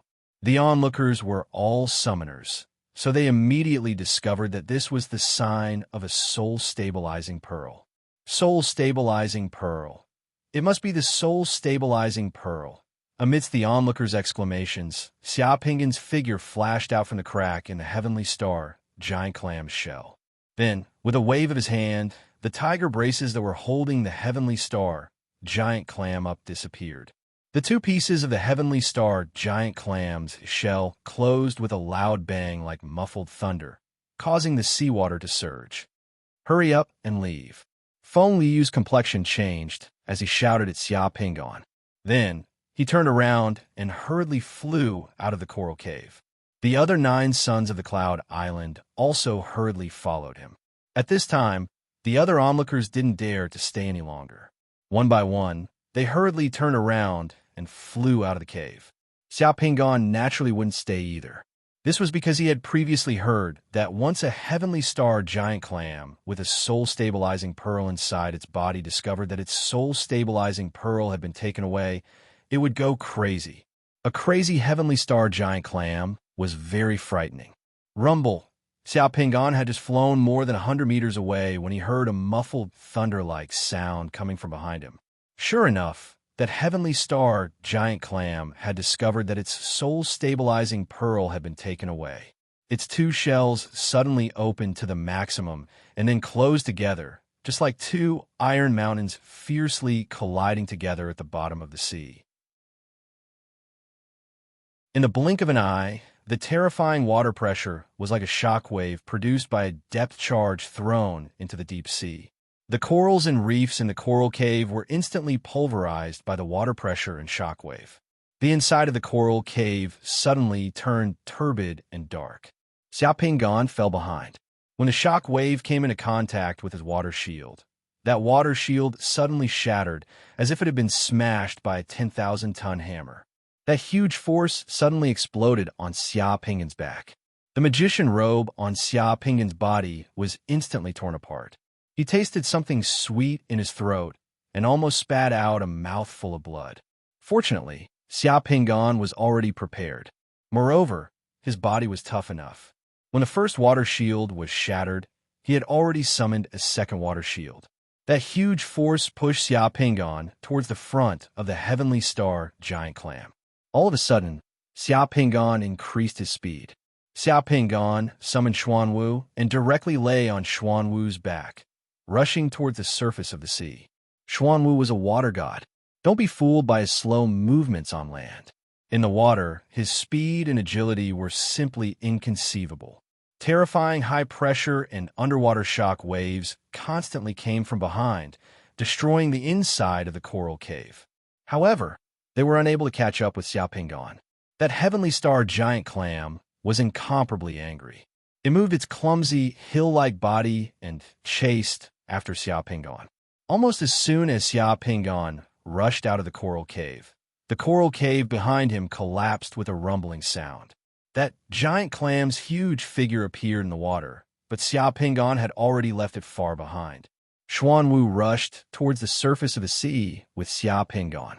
A moment later, they had already rushed to the bottom of the flickering waves. Xia Pingon put away Xuanwu. With a splash, with water droplets all over his body, he soared into the sky from the surface of the sea. Success! Chapter 404. Waves rolled over and over on the surface of the sea, revealing a small part of the enormous heavenly star, giant clam's body. The furious heavenly star, giant clam, sprayed a water column directly into the air and then scattered down, filling the sky with water droplets. Under the sunlight, they sparkled, revealing a beautiful rainbow. After tumbling on the surface of the sea, the giant clam finally unwillingly sank back into the water and left. Ha ha! Congratulations, Brother Long. Feng Liu and the Cloud Island 9 Scions flew over together to congratulate Xia Pingon. The summoners that had been watching the show also flew over, each of them looking at Xia Pingon with envy and jealousy. Xia Pingon was also very happy. He didn't expect to obtain a soul-anchoring pearl in the coral cave. Although the process was a bit torturous compared to the others, he obtained this soul-anchoring pearl very quickly. If everyone is ready to refine a soul armament, you can come to Undying City to find me. I, Long Huan, am a man of my word. The Cloud Island 9 Scions were naturally very envious, but they also knew that with their strength, taking down a single giant clam in the coral cave was very strenuous, let alone taking down 7 in a row. If it were them, with their movements, they would have scared off the other giant clams as soon as they took down the first giant clam. Using a 1 in 7 chance of obtaining a giant clam in exchange for the friendship of a soul master and the promise of 2 soul armaments for free, it wasn't a loss.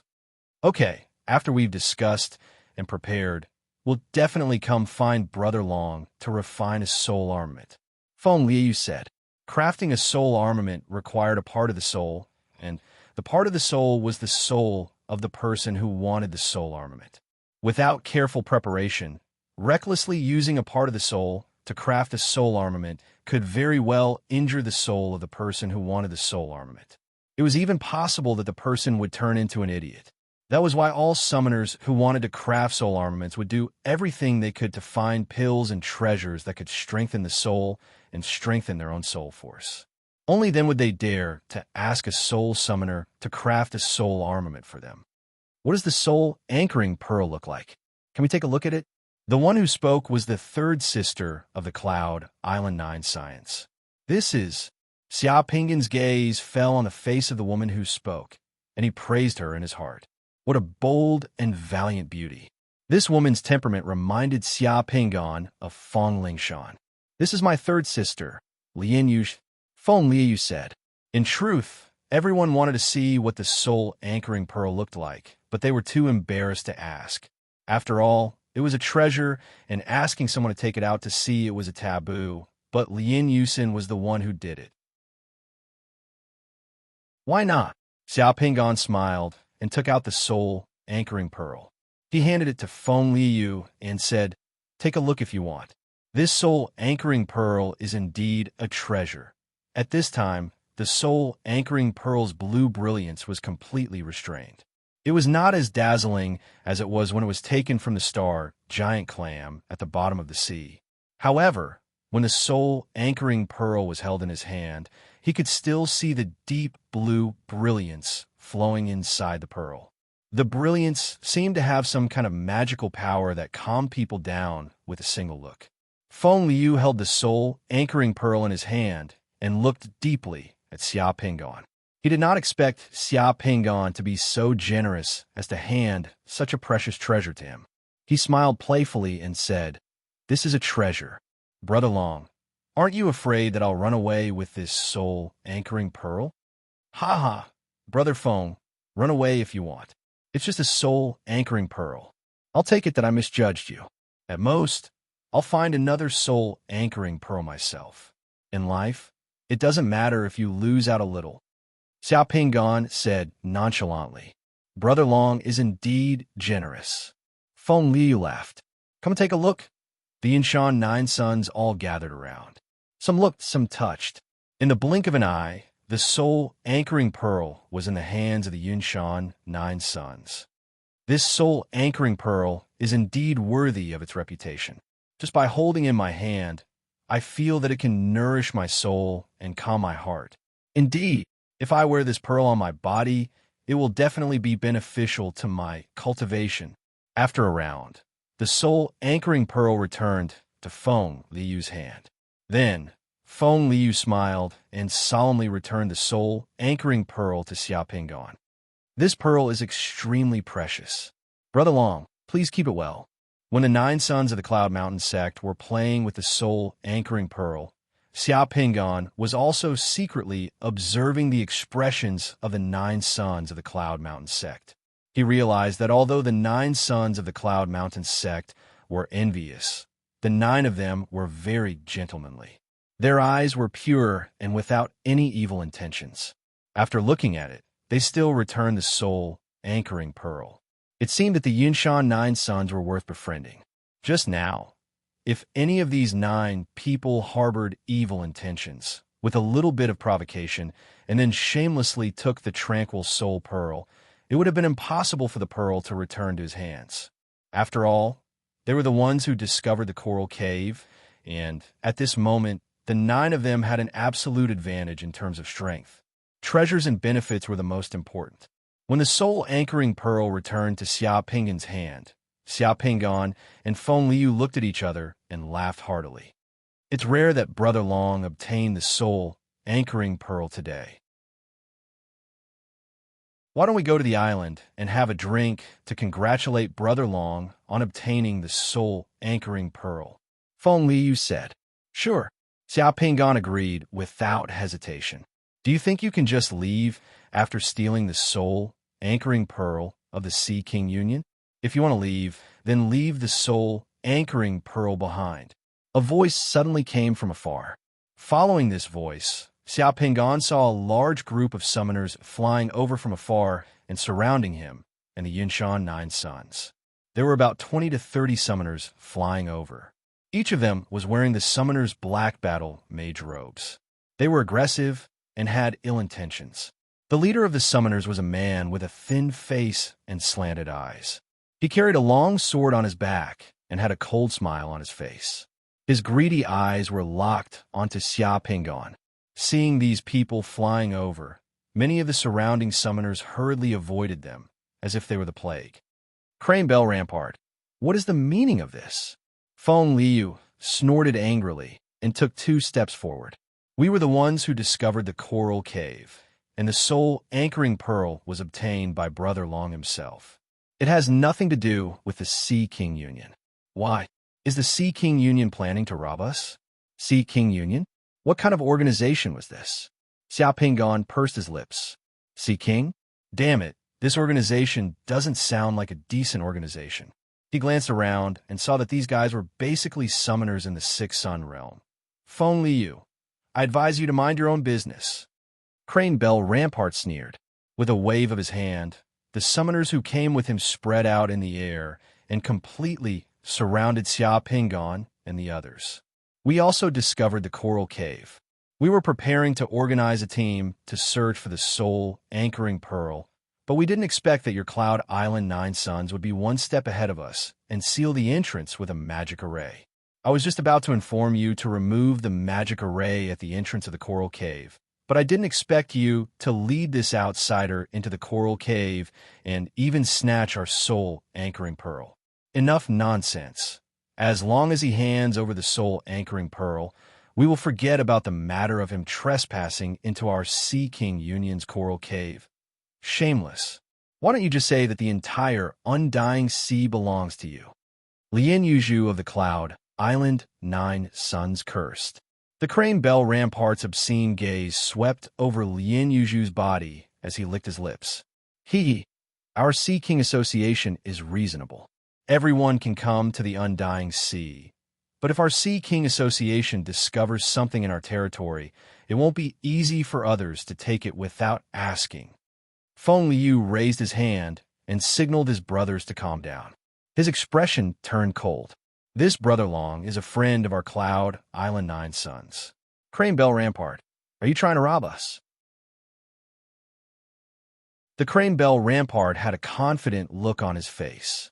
Your Cloud Island Nine Sons and our Sea King Society have always minded their own business. If you insist on interfering, then you'd better think it through. Can't you get past the leader of our Sea King Society? Feng Liu laughed maniacally when he heard the Sea King Union's union leader. We, the Cloud Island Nine Sons, have always been lone travelers. We came to the god-slaying insect realm to roam the world because we are like-minded and don't want to be bullied by despicable people like you. Today, Brother Long is our friend. If we allow you to rob and bully our friend without doing anything, then what's the point of us, the Cloud Island Nine Sons, gathering together? Today, I will take care of this matter. Isn't your Sea King Union's union leader at the Eight Suns realm? If he has the guts, then he can come and take my head. Someone will definitely avenge me. Big Brother is right. We will take care of this matter. If you want to bully our friend, then you can't. Another one of the Nine Sons stood out. What Big Brother wants to say is also what I want to say. I'm a failure. I'm only a summoner in the Reflection Realm now. I'm a disgrace to my sect. If your leader is so powerful, then let him come and kill me. Someone from my sect will come and settle the score with him. One of the 9 disciples walked out and sighed. He looked like a handsome young master in a chaotic world. My Xuanji Continent's Meng family is not so easy to bully. Just come. Another one of the 9 Sons stood out. Ha ha! It is rare for all of you brothers to be so united. I naturally can't fall behind. The Cloud Island 9 sons stood out one after another. None of them backed down. This caused the Crane Bell Rampart's expression to change slightly. Summoners who were able to enter the god-slaying insect realm naturally didn't jump out of nowhere. They had their master, family, elders, and all sorts of connections. The Sea Kings Union seemed to have the upper hand now, but if they really started fighting, things would get out of hand.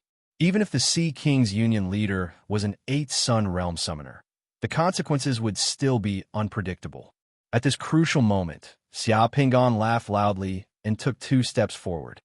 Ha ha! I, Long Huanxin, appreciate Brother Feng and everyone's good intentions. I, Long Huanxin, will definitely befriend the Cloud Island 9 sons. However, this matter is between me and the Sea Kings Union. Everyone, please don't interfere. Since they are coming for me, I will naturally resolve this matter.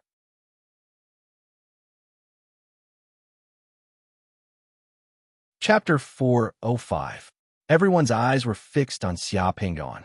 They wanted to see how he would solve the crisis in front of them. Crane Bell Rampart also narrowed his eyes and stared at Xia Pingon with a sneer on his face. He had made up his mind that no matter what, he must get his hands on the soul-anchoring pearl in Xia Pingon's hands this time. A lone traveler like Xia Pingon, who had obtained a calming soul pearl and had run into the Sea Kings Association, was a rare opportunity. Listen up. Xia Pingon coughed softly and looked at the people of the Sea King Association with a face full of confidence. You want to provoke me? Do you know where I come from? Your Sea King Association wants to dominate the Undying Sea? You're still too inexperienced. Oh, where did you come from? Why don't you tell me about it? There are plenty of people who want to put on airs after coming to the god-slaying bug realm, and we don't need another one like you. Crane Bell Rampart said. The members of the Sea Kings Association surrounding Xia Pingon all burst into laughter. Listen up, I'm a disciple of the Wanshan sect. Does your Sea King Association dare to rob a disciple of the Wanshan sect? After Xia Pingon finished speaking, he found that the surrounding atmosphere suddenly became quiet. Everyone was looking at him with strange eyes, including Yundao, Jiuzi, and Feng Liu. Those eyes were not filled with reverence, but with an indescribable strangeness. Ha ha ha! Crane Bell Rampart suddenly burst into laughter. He laughed so hard that he was about to burst into tears. I thought you had some powerful background, but it turns out that you're just a rookie who doesn't know anything. The Wanshan sect has thousands of outer disciples in the god-slaying insect world and the Undying Sea. Do you think that the Wanshan sect will stand up for an outer disciple? If you think so, aren't you treating the Wanshan sect as fools and idiots? Let me tell you, kid, the rules of the Wanshan sect is that they only care about the grudges of the official disciples. The grudges of the outer disciples are their own responsibility. The Wanshan sect has never intervened. You're just an outer disciple of the Wanshan sect. If you were in the Undying City, we naturally wouldn't dare to do anything to you. But since you're in the Undying Sea, don't even think about leaving if you don't hand over the soul-anchoring pearl today. Damn, why did the Wanshan sect have such a rule? Xia Pingon felt a little speechless. He had not been in the Wanshan sect for long, and no one had ever told him such a thing. Damn it, the status of an outer disciple in the Wanshan sect was too low. Brother Feng, is what he said true? Xia Pingon looked at Feng Liu, wanting to ask if what Feng Liu said was true. Feng Liu could only smile awkwardly. Ahem, yes. I heard that many people purposely joined the Wanshan sect after getting into trouble. They wanted the Wanshan sect to take care of them. After that, the Wanshan sect no longer interfered with the affairs of the outer disciples.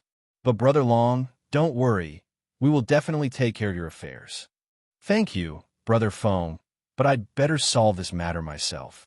If the identity of an outer disciple of the Wanshan sect is not useful, then I'll change another identity. Xia Pingon laughed loudly and still looked at the Crane Bell Rampart confidently. You must have heard of this identity of mine, and it's definitely useful. Oh, what other identity do you have? Xia Pingon said in surprise. I'm the 78th head of the Shadowless Divine Sect. How is it? This identity is qualified, right? Crane Bell Rampart frowned. He had thought that Xia Pingon would still be able to say some background and identity that would make him fearful. However, he seemed to have never heard of this divine, shadowless sect before.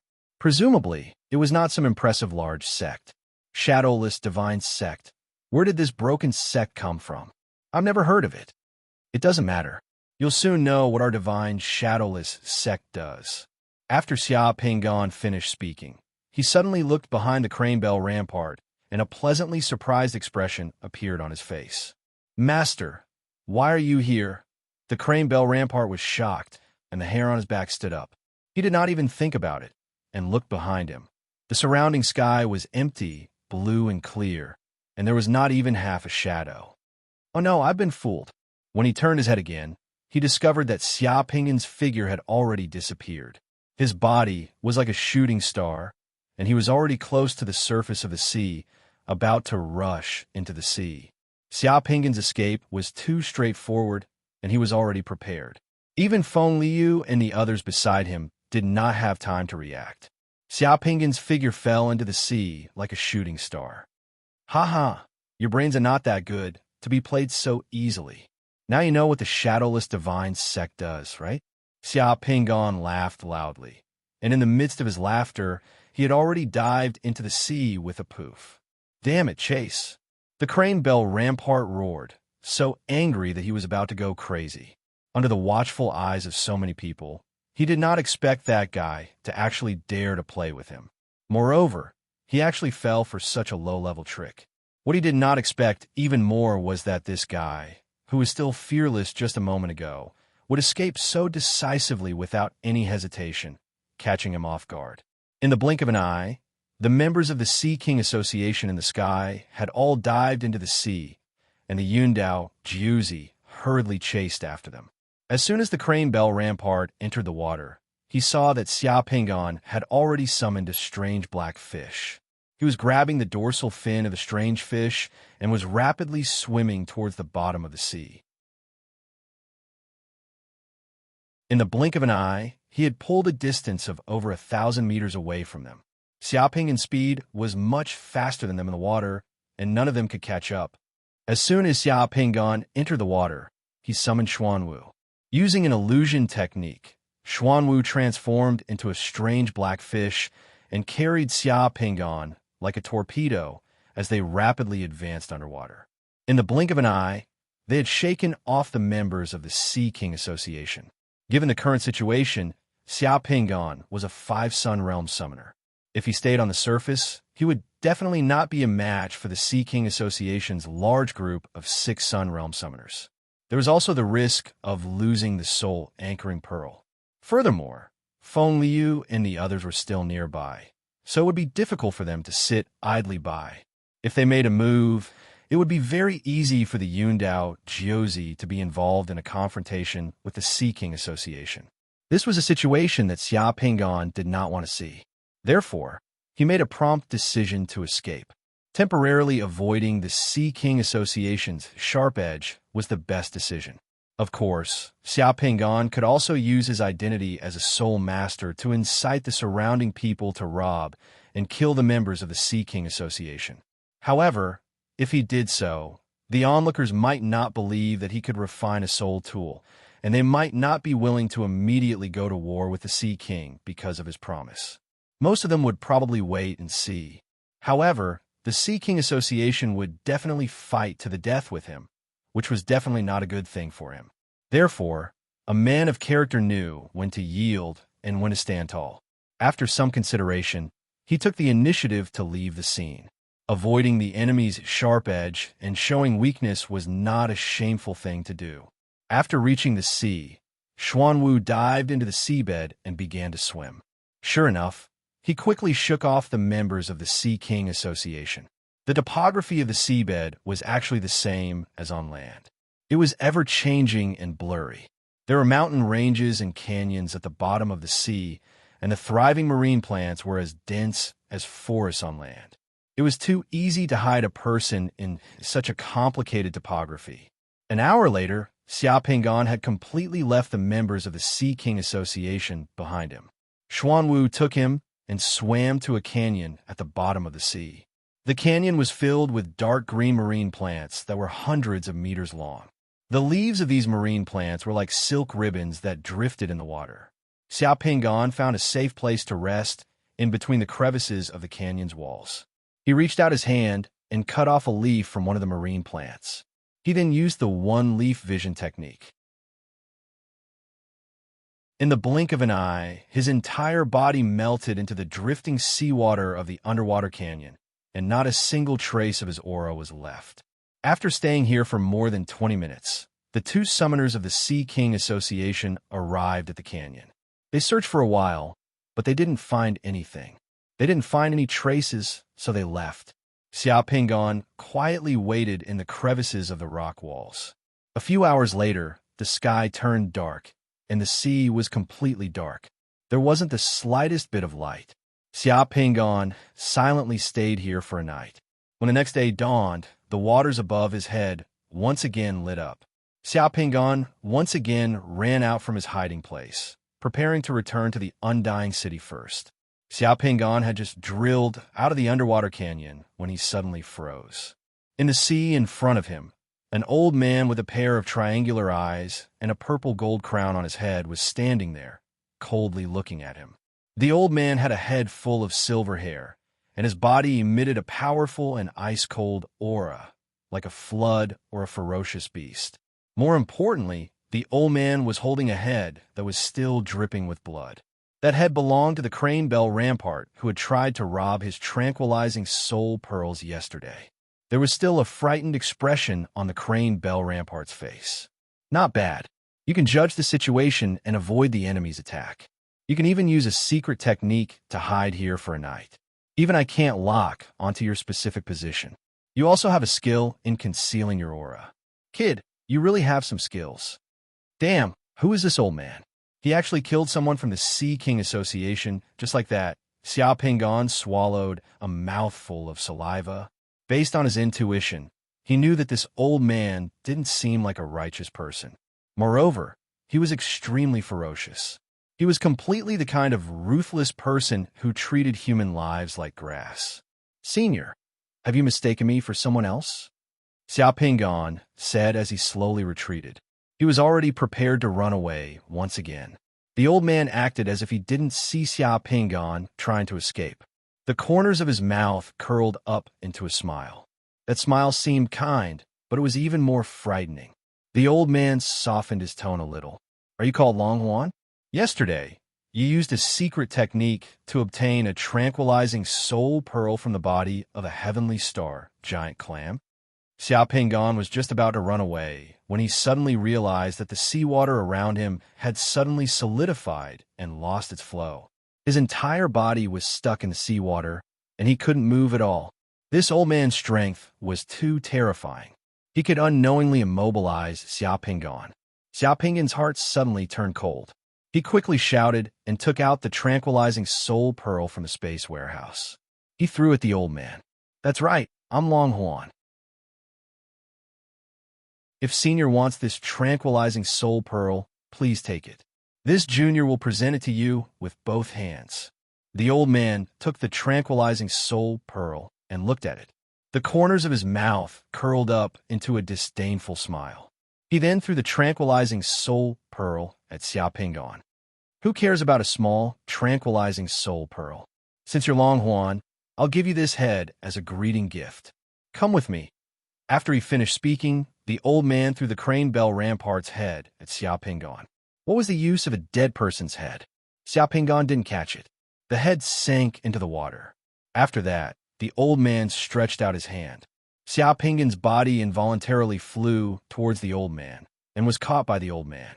With a flash, the old man brought Xiao Pingan towards the deep sea in the distance.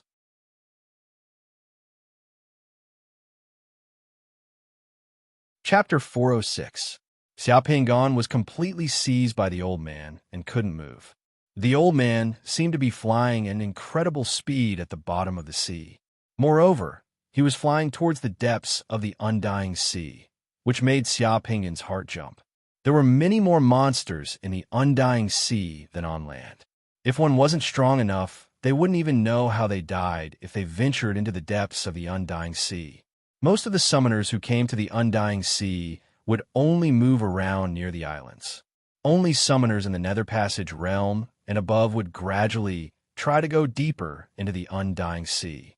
As the old man flew through the sea, Xiao Pingon saw many strange sea beasts. These sea beasts were as big as hills and as small as millstones. There were all kinds of strange colors and shapes. Xiao Pingon saw a shark that was over 50 meters long. There was also a huge sea snake that was so thick that it would take 2 people to wrap their arms around it. As it swam in the sea, there were already horns on its head and small claws on its body. It looked as if it was about to transform into a dragon. There were also all kinds of strange creatures in the sea. It was too much for the eyes to take in. However, no matter how terrifying the sea creatures looked, when the old man approached, they were like frightened rabbits. They all ran away. The old man's aura was enough to make the sea creatures feel fear. Xiao Pingon felt as if he had entered a marine museum. Under the old man's guidance, he toured the bottom of the Undying Sea. A few hours later, the old man brought Xiao Pingon to a stop at the bottom of the sea. At the bottom of the sea in front of Xiao Pingon, there was an even larger heavenly star, giant clam, hiding in an enormous coral reef. Previously, Xiao Pingon had thought that the heavenly star, giant clam, he had encountered in the coral cave was already big enough. He hadn't expected that the heavenly star, giant clam, in front of him would be even bigger. This heavenly star, giant clam, was over 200 meters long. Its back was covered with countless blood-red corals that looked like small hills. I heard that you can use a secret technique to enter the body of a heavenly star, giant clam, and not die. Show it to me. The old man let go of Xiao Pingon and pointed at the heavenly star, giant clam, on the seabed. Senior, this heavenly star, giant clam, is too big and too strong. I'm afraid that my secret technique won't be able to withstand it. I'll die as soon as I enter. Xiao Pingon carefully pretended to be pitiful as he spoke. So what if he dies? It's a waste of food for useless people to live. The old man coldly glanced at Xiao Pingon, and the words he spoke were ice cold and heartless. Your current life is mine, so you have 2 choices now. Do you want to go over yourself, or do you want me to throw you over? Xiao Pingon laughed dryly. I don't know you, senior. Since when did my life become senior's? I'm a fair person. Didn't I give you the head of that person from the Seeking Association? That's an exchange for your life. A life for a life. Xiao Pingon was dumbfounded. I didn't agree. It doesn't matter whether you agree or not. It's fine as long as I agree. As the old man spoke, his triangular eyes widened. He didn't seem to move, but he just pointed at Xiao Pingon, and Xiao Pingon felt that his body was involuntarily grabbed by a huge force. Then, like a ball, he flew directly toward the heavenly star, giant clam. The old man pointed at the heavenly star, giant clam again, and a bolt of lightning flew out from his finger and struck the heavenly star, giant clam. The heavenly star, giant clam's originally silent body suddenly trembled as if it was enraged. Its huge shell suddenly opened, causing the earth to shake and the mountains to shake, stirring up the surrounding seawater. Before the heavenly star, giant clam, could swallow, Xiao Pingon was directly thrown into its mouth by the old man. Xiao Pingon felt the light above his head darken, and the huge water pressure came from all directions. He knew that things weren't good, and without thinking, he immediately summoned the tiger brace to hold up the heavenly star, giant clam's huge shell. Not far from the heavenly star, giant clam, the strange old man watched as Xiao Pingon was thrown into the heavenly star, giant clam's mouth. Just as the heavenly star, giant clam's 2 shells were about to close, a golden light flashed, and the tiger brace that Xiao Pingon had summoned appeared. It just happened to hold up the heavenly star, giant clam's 2 huge shells, preventing the heavenly star, giant clam's shells from closing. When the old man saw this scene, his eyes immediately lit up. A divine light flashed in his eyes, and no one knew what he was thinking. The tiger brace held up the heavenly star, giant clam shells that were about to close. Under the huge pressure of this heavenly star, giant clam, Xiaoping's consumption of divine energy per second had already increased to 37 points. Xiaoping felt that the divine energy in his body was rapidly being consumed like flowing water. F***CK. Xiaoping didn't even think before rushing towards the heavenly star, Giant Clam's body. But just as Xiaoping was about to turn around, he suddenly heard the old man's cold and emotionless voice. "You're not allowed to come out. Let me see how long you can last in there. If you dare to come out, next time I'll tie your hands and feet and fix your body before throwing you back in. There's still a top-grade soul anchoring pearl in this heavenly star, Giant Clam's body. Find it. There's still a top-grade soul anchoring pearl in this heavenly star, Giant Clam's body." How did that old man know? A thought flashed through Xiaoping's mind. But at this time, he wouldn't doubt the old man's words. If he dared to run out now, that old man would definitely throw him back in. Xiaoping could only grit his teeth and rapidly search inside the heavenly star, Giant Clam's body. The heavenly star, Giant Clam's meat cushion, was too big and too thick. Just flipping up those meat cushions was somewhat strenuous. After a minute, Xiaoping still hadn't found it. But the divine energy in the secret mandala had already exceeded 2,000 points. Xiaoping clenched his teeth and hurriedly swallowed a Shunli Dan. After another minute, he still hadn't found it. Xiaoping swallowed another Shunli Dan. When Xiaoping swallowed the third Shunli Dan, he finally found it. That soul anchoring pearl was even bigger than the one he had found before. Inside the deep blue soul anchoring pearl, there was a misty rainbow luster flashing. This was the best quality soul anchoring pearl. Xiaoping quickly took that soul anchoring pearl in his hand and then shouted outside, "Senior, I found the soul anchoring pearl. Can I come out now? I don't have much Shunli Dam left. I can't hold on much longer. Come out." The old man's cold voice finally reached his ears. Xiaoping didn't even think about it and hurriedly rushed out of the Giant Clam's body. After rushing out for more than 300 meters, he hurriedly withdrew the tiger cradle that he had summoned. Rumble! The two shells of the giant clam behind him finally closed. The enormous water pressure rushed over, causing the coral reefs within 100 meters of the seabed to be completely smashed. After the soul anchoring pearl in its body was taken away, the heavenly star, Giant Clam, became furious at once. Just like the previous one, it stared at Xiaoping and flapped its shell, causing a huge movement on the seabed. Then, it directly rushed towards Xiaoping. The high-pressure underwater shock wave directly blasted towards Xiaoping. That movement was earth-shaking in the sea. Xiaoping felt that the water droplets around him were about to explode. After being blasted by that terrifying underwater shock wave, Xiaoping tasted something sweet in his throat. Then, he couldn't help but spurt out a mouthful of blood. "Senior, I've already got the soul anchoring pearl. That heavenly star, Giant Clam, has gone crazy. Let's go." Xiaoping finally arrived in front of that weird old man and shouted towards him in a somewhat embarrassed manner. That old man coldly glanced at Xiaoping. Although he didn't make any move, in a split second, a tall humanoid light shadow appeared behind that old man. The humanoid figure in the light shadow was wearing an emperor's crown and a dragon robe. It carried a luxurious and dignified aura and a long sword on its waist. Seeing that terrifying heavenly star, Giant Clam, rushing towards him, the dignified emperor instantly drew out the sword on its waist and directly slashed towards that heavenly star, Giant Clam.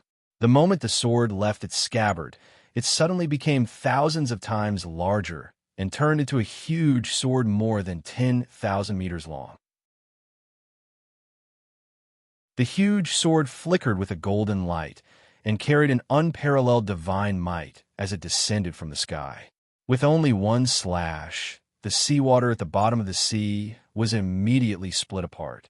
From the bottom of the sea to the surface of the sea, a huge chasm without any seawater was formed. The waves were surging, just like a miracle. This slash directly chopped down on the extremely hard shell of that heavenly star, Giant Clam, which was known for its defensive power. Just like cutting tofu, The star giant clam's shell, which was tens of meters thick and comparable to armor alloy, was directly cut into two by the sword from top to bottom, from head to toe, at the hardest and thickest part of the shell, and was smooth and flat. That heavenly star giant clam, which had lived at the bottom of the sea for tens of thousands of years, was directly split into two by this slash. It was killed in one slash. With a rumble, the seawater that had been split apart by this slash once again merged with a rumble. The chasm from the bottom of the sea to the surface of the sea suddenly disappeared. Only the surging seawater and the two halves of that huge heavenly star giant clam were still telling the tale of that earth-shattering attack. What kind of summoning technique was this? It was so powerful that with one slash, everything was cut apart. Xiao Pingon was dumbstruck and couldn't help but swallow 2 mouthfuls of saliva. At the same time, Xiao Pingon also understood that the old man just now didn't really want the soul-steadying pearl when he asked him to enter the shell to look for it. It seemed that he just wanted to see Xiao Pingon's ability. With this old man's strength, if he wanted the soul-steadying pearl, one slash would be enough. Only now did the old man look at Xiao Pingon. His triangular eyes flickered with a chilling light. "Right. What did you say to me just now?" "Nothing, nothing." Xiao Pingon laughed dryly. Then he quickly took out the top-quality, soul-steadying pearl that he had just found and offered it with both hands. He cutely said, "I've found this soul-steadying pearl. Please kindly accept it, Senior. It's just a soul-steadying pearl. I'll give it to you." That strange old man waved his hand as if he was talking about a trivial matter. Xiao Pingon was immediately overjoyed. He quickly put away the top-quality, soul-steadying pearl. "Many thanks, Senior." That top-quality, soul-steadying pearl was very beneficial to his soul power. It could constantly nourish his soul power, making it more harmonious and easier to use. It was really a treasure. "I'll give this to you too. Swallow it." As soon as Xiao Pingon finished thanking him, the strange old man showed a kind smile on his face. With a wave of his hand, Xiao Pingon saw a strange golden insect appear in the old man's hand. The strange insect looked like a silkworm baby. Its whole body was shining with a golden light, and there was a blood-red line on its back. It looked a bit like a summoned creature, but there was a trace of vitality in its body that summoned creatures didn't have. Xiao Pingon didn't know what it was, but looking at it made him feel a chill in his heart. Xiao Pingon smiled like a harmless pet, revealing a few white teeth. "Many thanks for your concern, Senior. I'm full and don't feel like eating anything. Moreover, I'm a kind person. I've always been a vegetarian and don't eat meat. This little worm is so cute. It must be Senior's favorite. How can I bear to eat it? Please keep this cute little worm. Just tell me what you want." The old man sighed. The look in his eyes became even more benevolent. "I saw that you used a lot of divine power just now. This worm is just right for you to replenish it."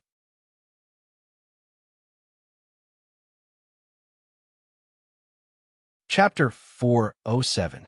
Xiao Pingon's body was stiff, and he could not move, but he could still feel the sensation in his body. As soon as the strange golden worm entered his mouth, it got up on its own.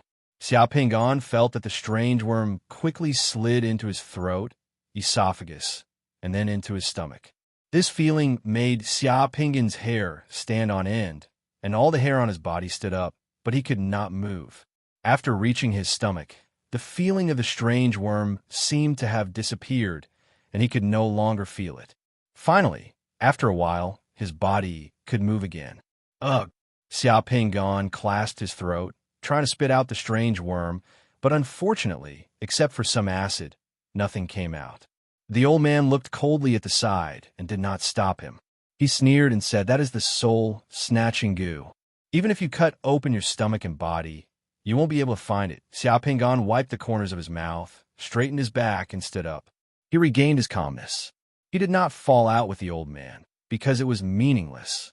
He just smiled bitterly and spread out his hands. "Senior, what do you mean? I believe that if you want to kill me, you don't have to go through so much trouble. My strength is not even enough to be pinched by your finger. Why do you have to put the goo in me? It's hard to know what's in a person's heart. If I don't put this soul-snatching goo in you, I won't be at ease." The old man spoke in a righteous manner, as if he was saying that he had added a little vinegar when eating noodles. Xiao Pingan almost vomited blood. Looking at Xiao Pingan's expression, the old man's expression remained unchanged. The soul-snatching goo is a means of controlling people. I'm doing this for your own good, so that you won't have other thoughts when you're with me. You think you're smart, but in the end, you'll hurt yourself and ruin my plan. You'll know slowly. As long as you do as I say, I'll definitely get rid of the soul-snatching goo for you. You'll get a lot of benefits, which are better than cultivating by yourself. You join the Wan Shan sect just to get some cultivation resources. As long as you're obedient and follow me, these won't be a problem. Speaking of this, the old man's expression suddenly turned cold, and his triangular eyes flashed with a cold light. Of course, if you want to taste the taste of betraying me, you can try it now. As long as I have a thought, you'll suffer a fate worse than death. As soon as the old man finished speaking, Xiao Pingan felt a sharp pain in his heart. He held his chest, and his face turned pale. The blood in his heart and all over his body began to flow backward. The intense pain was like thousands of poisonous needles shuttling back and forth in his blood vessels. His head felt like it was going to explode. This process only lasted for 3 seconds, but in these 3 seconds, Xiao Pingan's whole body was covered in cold sweat. His face was as white as paper, and he almost knelt down. As soon as the blood flow returned to normal, Xiao Pingan gasped for breath, feeling weak all over. "I'll just let you taste the taste of your blood flowing backward. It seems that your body is quite tough."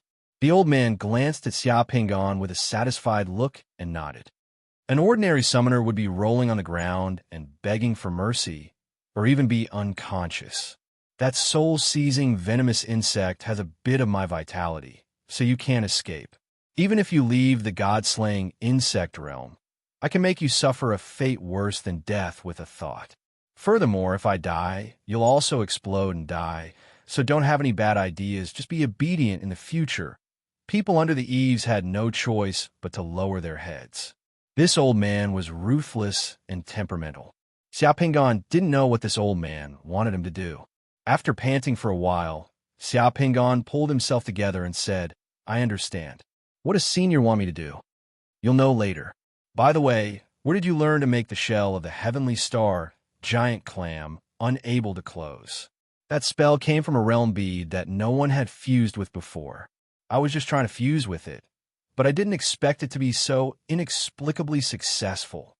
Xiao Pingan said, "Do you still remember the appearance of that realm bead?" "I remember." The old man nodded and didn't say anything more. "Okay, follow me."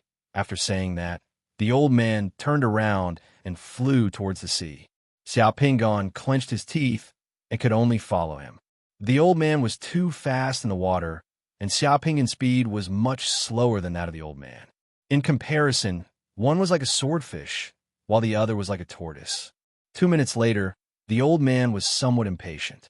He turned his head and stretched out his hand to grab Xiao Pingan. Carrying Xiao Pingan, he shot up from the sea like a rocket and flew into the sky outside the sea. He stood above the clouds and then rapidly flew towards the east. Being captured by the old man's divine power, Xiao Pingan only felt the white clouds under his body flying backwards, while he only felt a gentle breeze caressing his face. "How should I address you, Senior?" Xiao Pingan looked for an opportunity to talk to the old man. The old man glanced at him and revealed a disdainful smile at the corner of his mouth. "What? You want to find someone to take revenge on me? Unless you can find a demigod, it's useless to find anyone below the demigod level." Xiao Pingan looked sincere. "Senior's cultivation is thousands of times stronger than mine. Among the people I know, no one is a match for you. I've never thought about taking revenge. I believe that with Senior's cultivation and personality, you would disdain to lie to a small character like me. As long as I listen to Senior's words and do what Senior asked me to do, Senior will definitely not make things difficult for me." "Oh." Hearing Xiao Pingan's words, the old man sized up Xiao Pingan again. "You don't hate me for implanting a goo in your body?" Xiao Pingon looked sincere.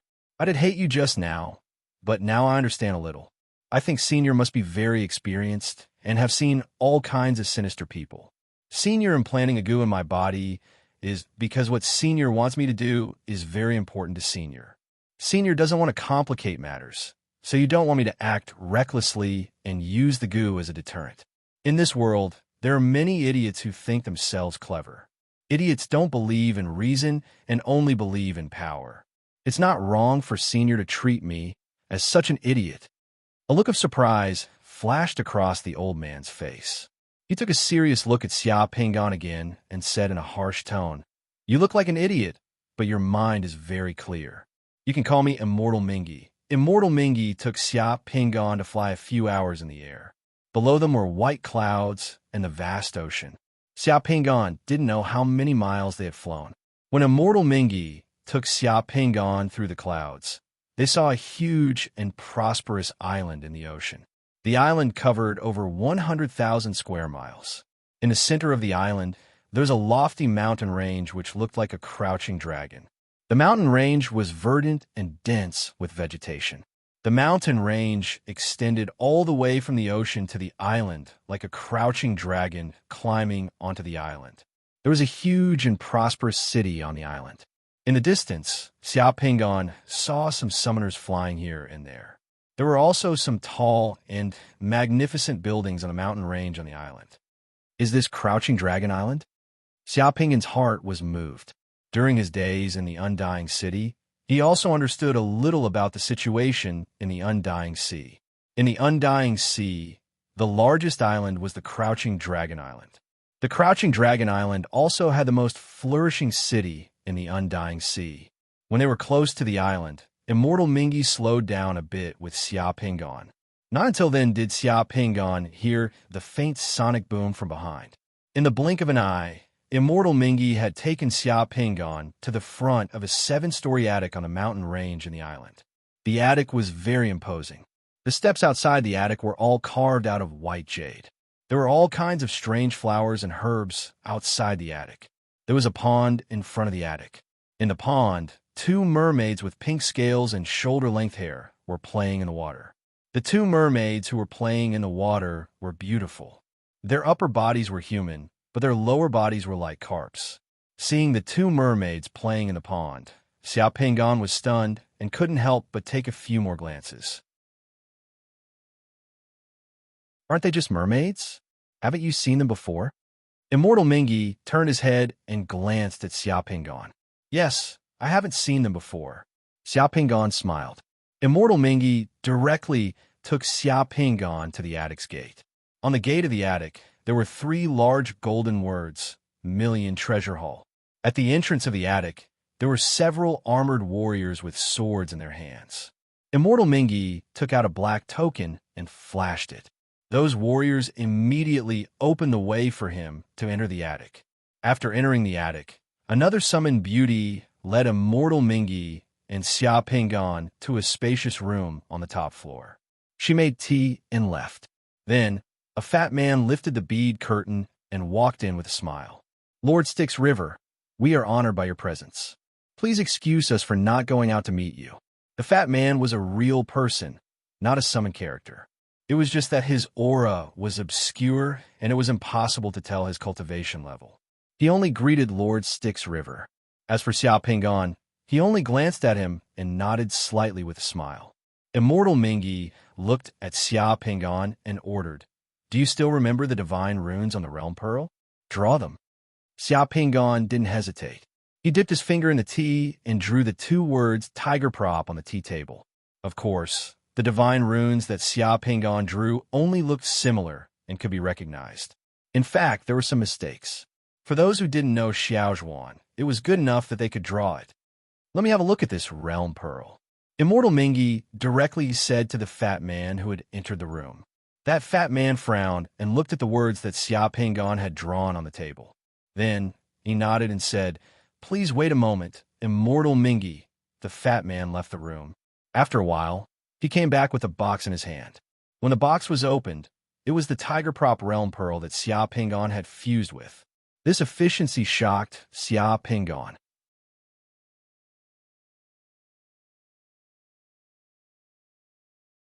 Chapter 408.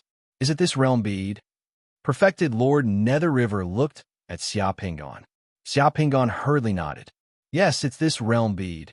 The fatty chuckled at the side. True immortal, this realm pearl is too obscure, and it doesn't have a compatible spiritual force crystal.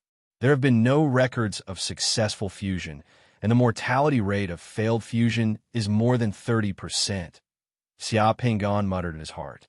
Those who failed to fuse with this realm bead and died might have seen the tiger in the realm bead and fought with it. Then they were killed by the tiger. How unlucky. How many of these realm beads do you have? Perfected Lord Nether River asked the fat man directly. I have 4 here. They've been accumulated over the years. The fat man answered. Okay, I'll take all of them. The fat man didn't hesitate to wave his hand after hearing Perfected Lord Nether River's words. 4 boxes containing tiger-propping realm beads appeared on the table. Each box contained a tiger-propping realm bead. How could there be 4 of these obscure realm beads here? This million treasure haul was too awesome. I also need a Flood Dragon Blood Soul crystal. Perfected Lord Nether River continued. The fat man didn't say a word. He waved his hand gently, and another box appeared on the table. There was also a green bead in the box. This bead wasn't a realm bead, but another treasure. The bead shone brilliantly.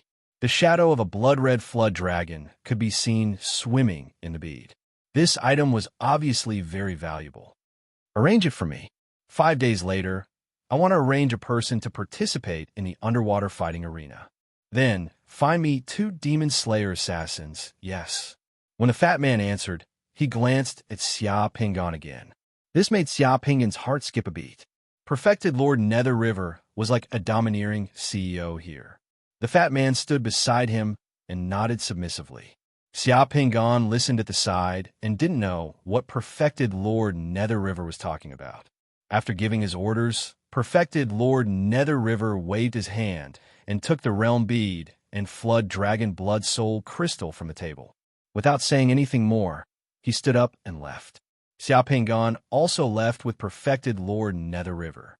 The fat man walked Perfected Lord Nether River all the way to the entrance of the Million Treasure Hall and respectfully saw him off.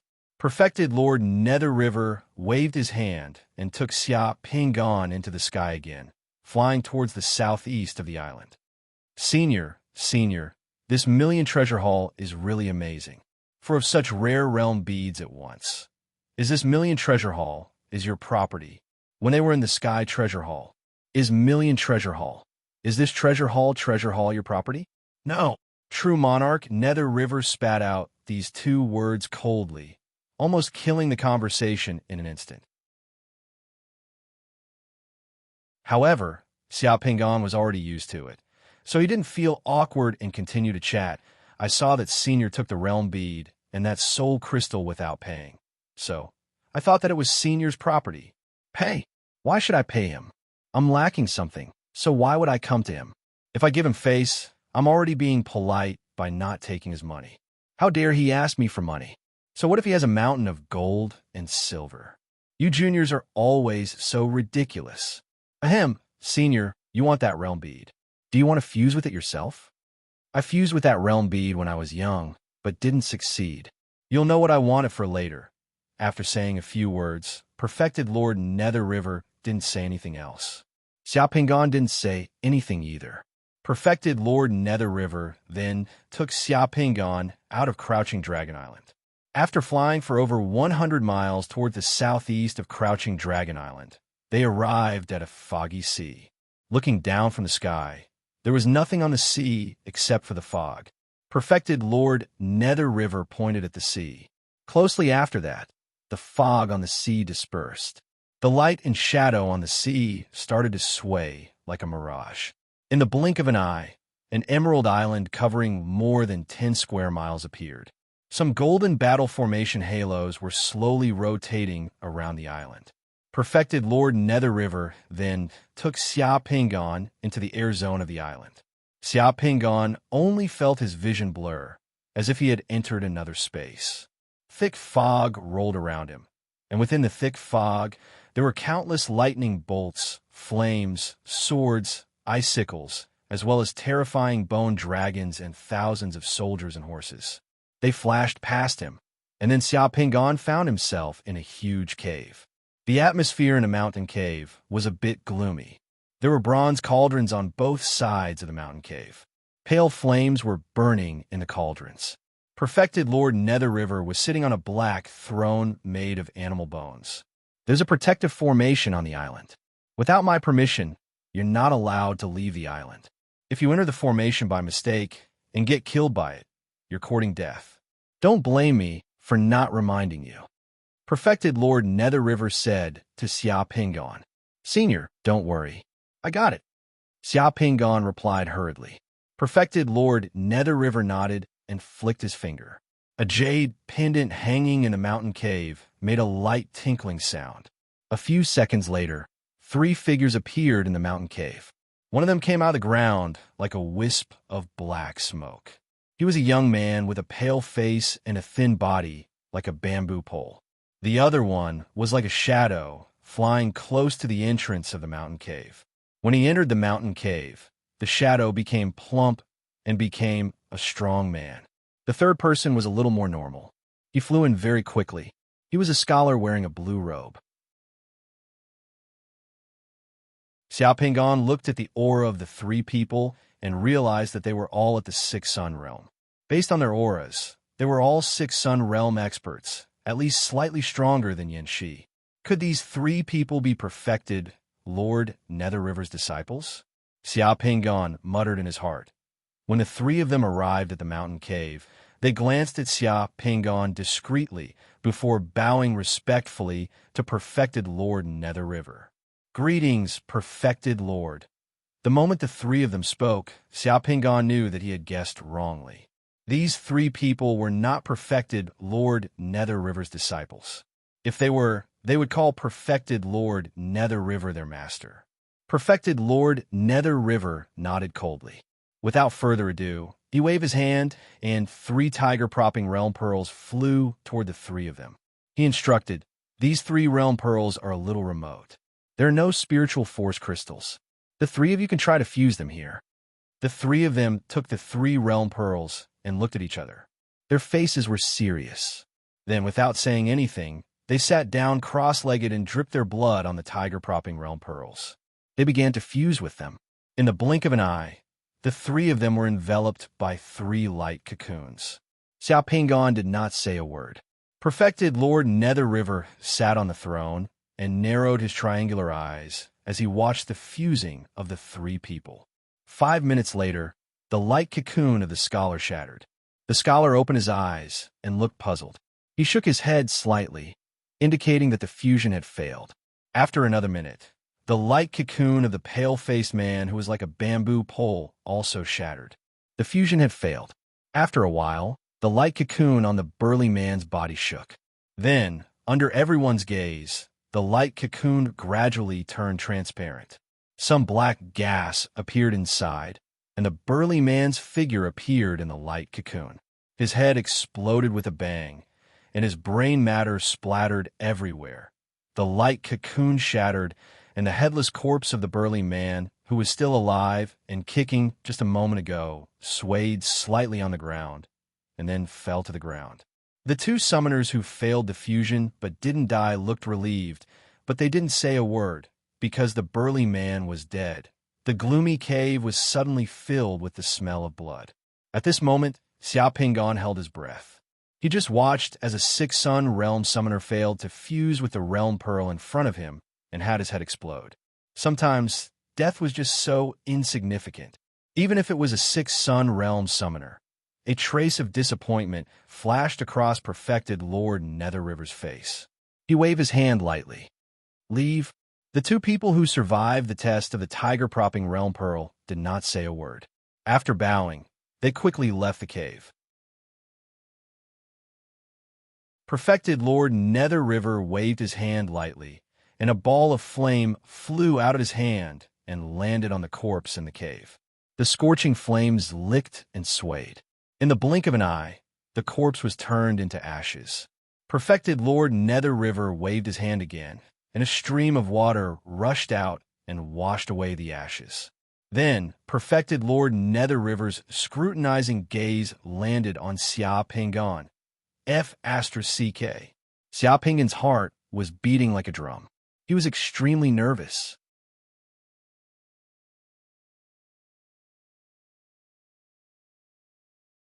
Chapter 409.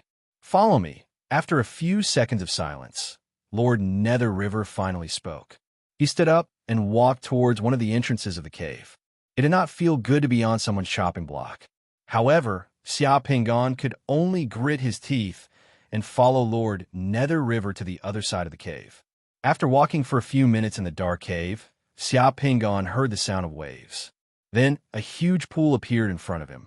The pool seemed to be connected to the sea outside, and the sound of the waves came from outside the cave. The water in the pool was bottomless. An array of sunlight shone down from the top of the cave, illuminating the water in the pool. The pool was blue and bottomless, and the blue light waves swayed slightly, causing the entire cave to flash with blue light. 5 days later, I've arranged a competition for you at the bottom of the sea to the north of Crouching Dragon Island. It's a battle of life and death in the water. Your opponent will be a ferocious merman. Mermen don't know how to use sorcery, but they are very agile in the water and are good at fighting. Your task is to kill that merman in the water without using any sorcery. If you do, you will be killed by the referee. Xia Pingan was dumbfounded. Senior, why did you make such an arrangement? You'll know when the time comes. Lord Nether River said coldly. If I don't use sorcery, how can I compete with a merman in the water? Xia Pingan naturally knew how to swim, and he was good at it. However, he did not think that he could compete with a merman who lived in the sea. That's why I asked you to come here. Lord Nether River took out the Flood Dragon's Blood Soul crystal that he got from Thousand Treasure Hall and threw it to Xia Pingan.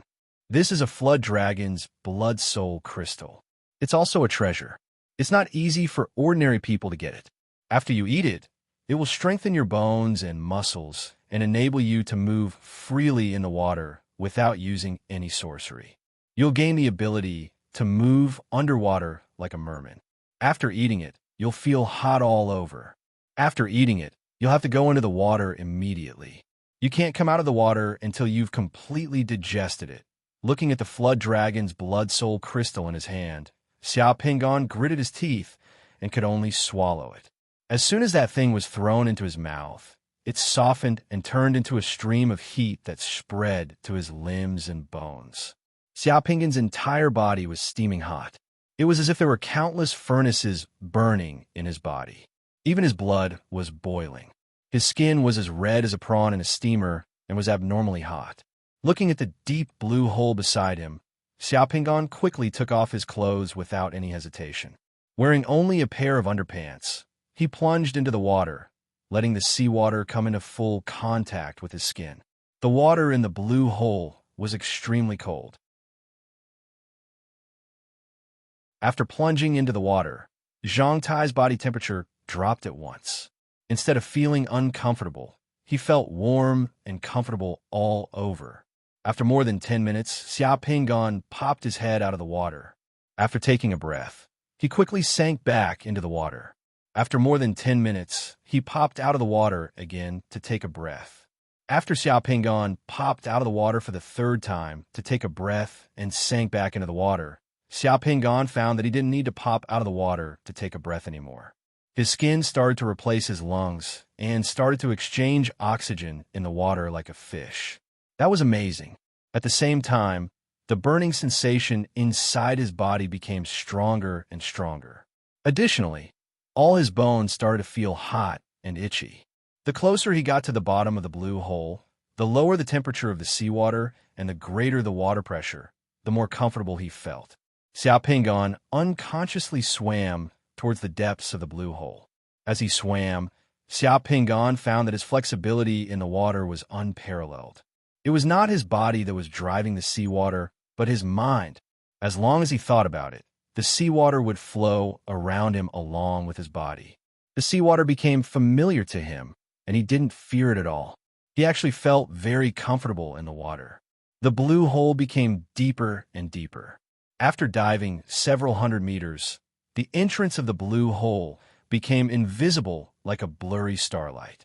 As Xiao Pingon continued to dive, the water pressure became stronger and stronger.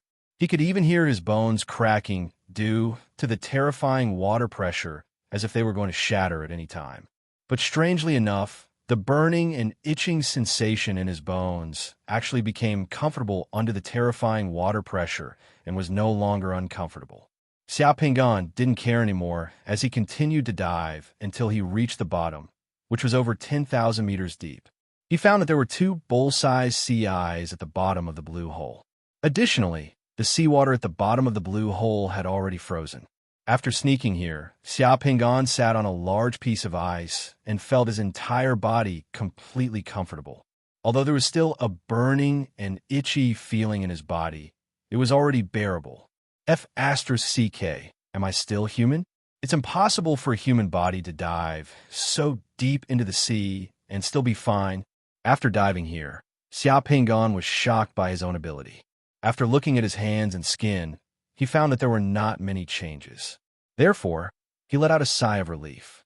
Xiao Pingon stayed in the water for 3 whole days. After 3 days, when the burning sensation and itching in his bones had completely disappeared and he had completely adapted to the water environment, Xiao Pingon moved his body like a rocket and rushed towards the entrance of the blue hole. Splash! The blue hole's water surface exploded with a splash. Xiao Pingon flew out from under the water and landed steadily outside the pool. Hands clasped behind his back, Immortal Mingi stood outside the pool as if he had expected that Xiao Pingon would come out of the water at this moment. The other 2 summoners who failed to integrate with the tiger supporting realm bead that day were also standing beside Immortal Mingi obediently. No matter what Immortal Mingi wanted him to do, the Flood Dragon Blood Soul Crystal was indeed a treasure. After digesting it, he had gained a lot. Xiao Pingon hurriedly put on his clothes and bowed to Immortal Mingi, saying, "Senior, thank you for the Flood Dragon Blood Soul Crystal. I feel like a flood dragon in the water. I can move freely in the water without using any skills." Immortal Nether River nodded as he said calmly, "You still have 2 days. You can adapt to your fighting ability in the water. Only when you can kill male mermaids in the water with your physical strength can you pass the test in the water. Yes, thank you for your reminder. In the next 2 days, the 2 of them will accompany you to familiarize yourself with your fighting skills in the water." Xiao Pingon glanced at the 2 people beside Immortal Mingi and cupped his hands, saying, "Please give me your guidance, brothers." The 2 men nodded lightly and didn't say anything else. "Well, you should be able to summon assassins, right?" Immortal Mingi asked directly. "Yes." Xiao Pingon nodded. "Summon them for me to see." Xiao Pingon didn't hesitate and nodded.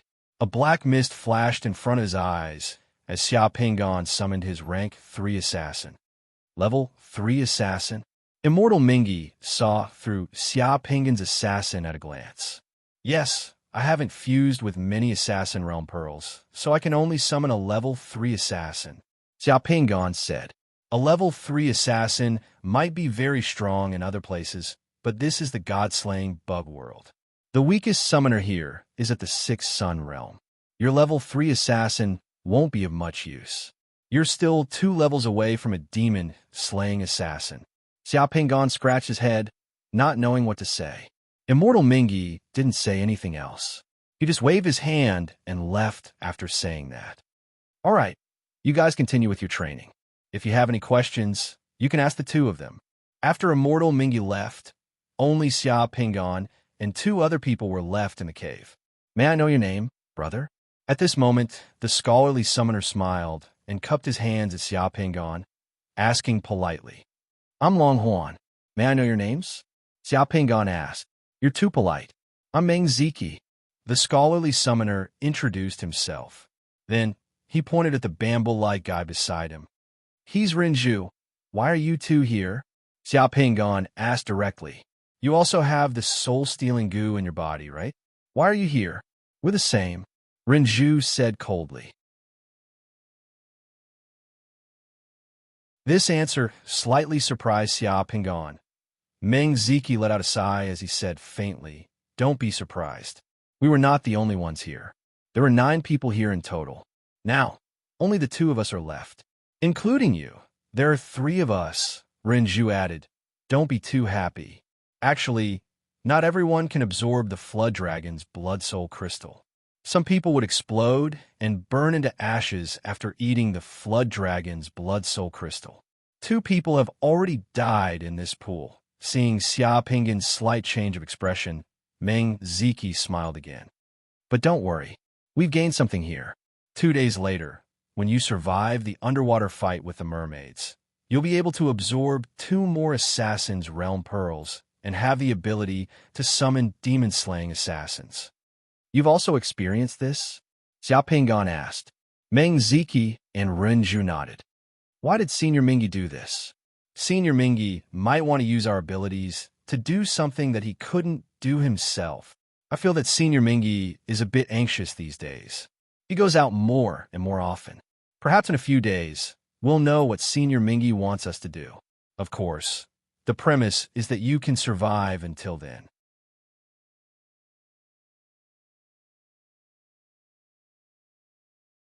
Chapter 410. The male merman was much larger than the 2 mermaids that Xia Pingan had seen. He was nearly 3 meters tall, and his body was covered in black scales. His lower body was not shaped like a fishtail, but like a human with 2 legs. There were also scales on his face and sharp teeth exposed. He looked abnormally ugly, ferocious, and irritable. That male merman was placed in a huge metal cage and brought to the scene. The merman in the cage was abnormally manic. He roared from time to time and grabbed the metal cage with both hands. He kept shaking it, causing loud noises underwater. This scene was thousands of meters under the sea outside Crouching Dragon Island. It was like a huge arena. The surrounding stands were filled with people. The entire arena was about 2 kilometers in length and width. A translucent array barrier covered the entire arena. When Xia Pingan first came here, he didn't know that there was such a place in the Undying Sea. The summoners here liked to watch summoners and mermen having bloody fights underwater. There would be people betting outside the arena. Just like now, the real fight hadn't started yet, but the audience outside the arena had already gone crazy. Apart from summoners, there were also many mermen watching outside the arena. Those mermen occupied 1/3 of the stands. There were both males and females. Both parties used real gold, silver, pearls, treasures, and various other things to bet.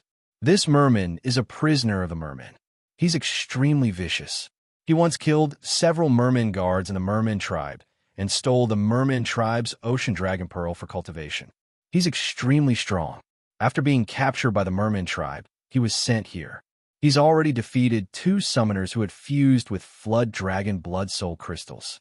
This time, this merman will welcome his 3rd summoner. The referee was a middle-aged man with a dark face and thin eyes. Floating in the water above the arena, he revealed his powerful cultivation base as a 7-Sun Realm summoner without any scruples. The referee's voice reverberated through the surrounding sea area. The rules of this duel are the same as before. Both parties are not allowed to use any spells. If anyone uses any spells, he or she will be killed on the spot. Both parties are only allowed to use weapons in the arena. According to the requirements of human summoners, this is a life and death duel. Only when one party dies will this duel be considered over. Xia Pingan knew that the words about not being able to use spells were meant for him. In fact, most summoning spells couldn't be used in such deep water. For example, the storm cavalry would be crushed by the huge water pressure and dissipate as soon as they were summoned. Fire elemental spells and circle prison were also useless. Most summoning spells that could be used on land couldn't be used here. There weren't many spells that summoners could use here. As for weapons, he had already seen them on the ground in the middle of the arena. There were shields, tridents, sabers, swords, spears, and more than a dozen types of weapons. Almost everything was there.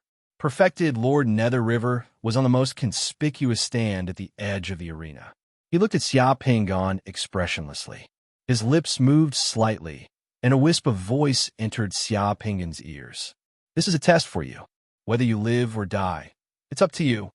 Meng Ziki and Rinju were standing beside perfected Lord Nether River. Those who didn't know would think that they were master and disciple.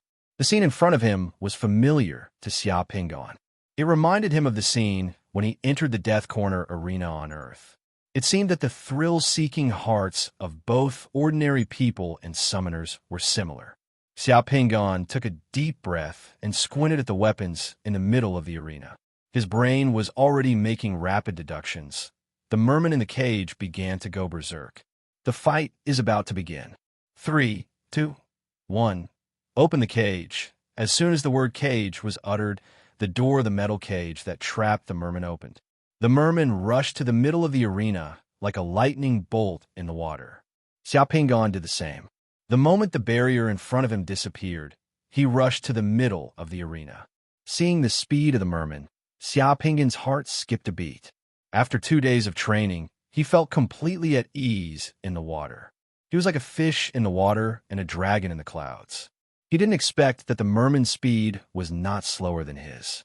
The target of the merman was a trident in the middle of the arena. Xia Pingan's target was not that trident or any other weapon, but that merman. The distance of more than 1,000 meters underwater was covered in the blink of an eye for both parties. The spectators could only see the two white lines rapidly approaching the center of the arena and colliding with each other in the blink of an eye. The merman stretched out his hand to grab the shaft of the trident in the middle of the arena. The moment the merman touched the trident, Xia Pingan also rushed to the front of the merman and stretched out his hand. In this kind of battle, life and death was actually a split second, a decision and judgment made in a split second. The merman thought that Xia Pingan wanted to grab the trident from him.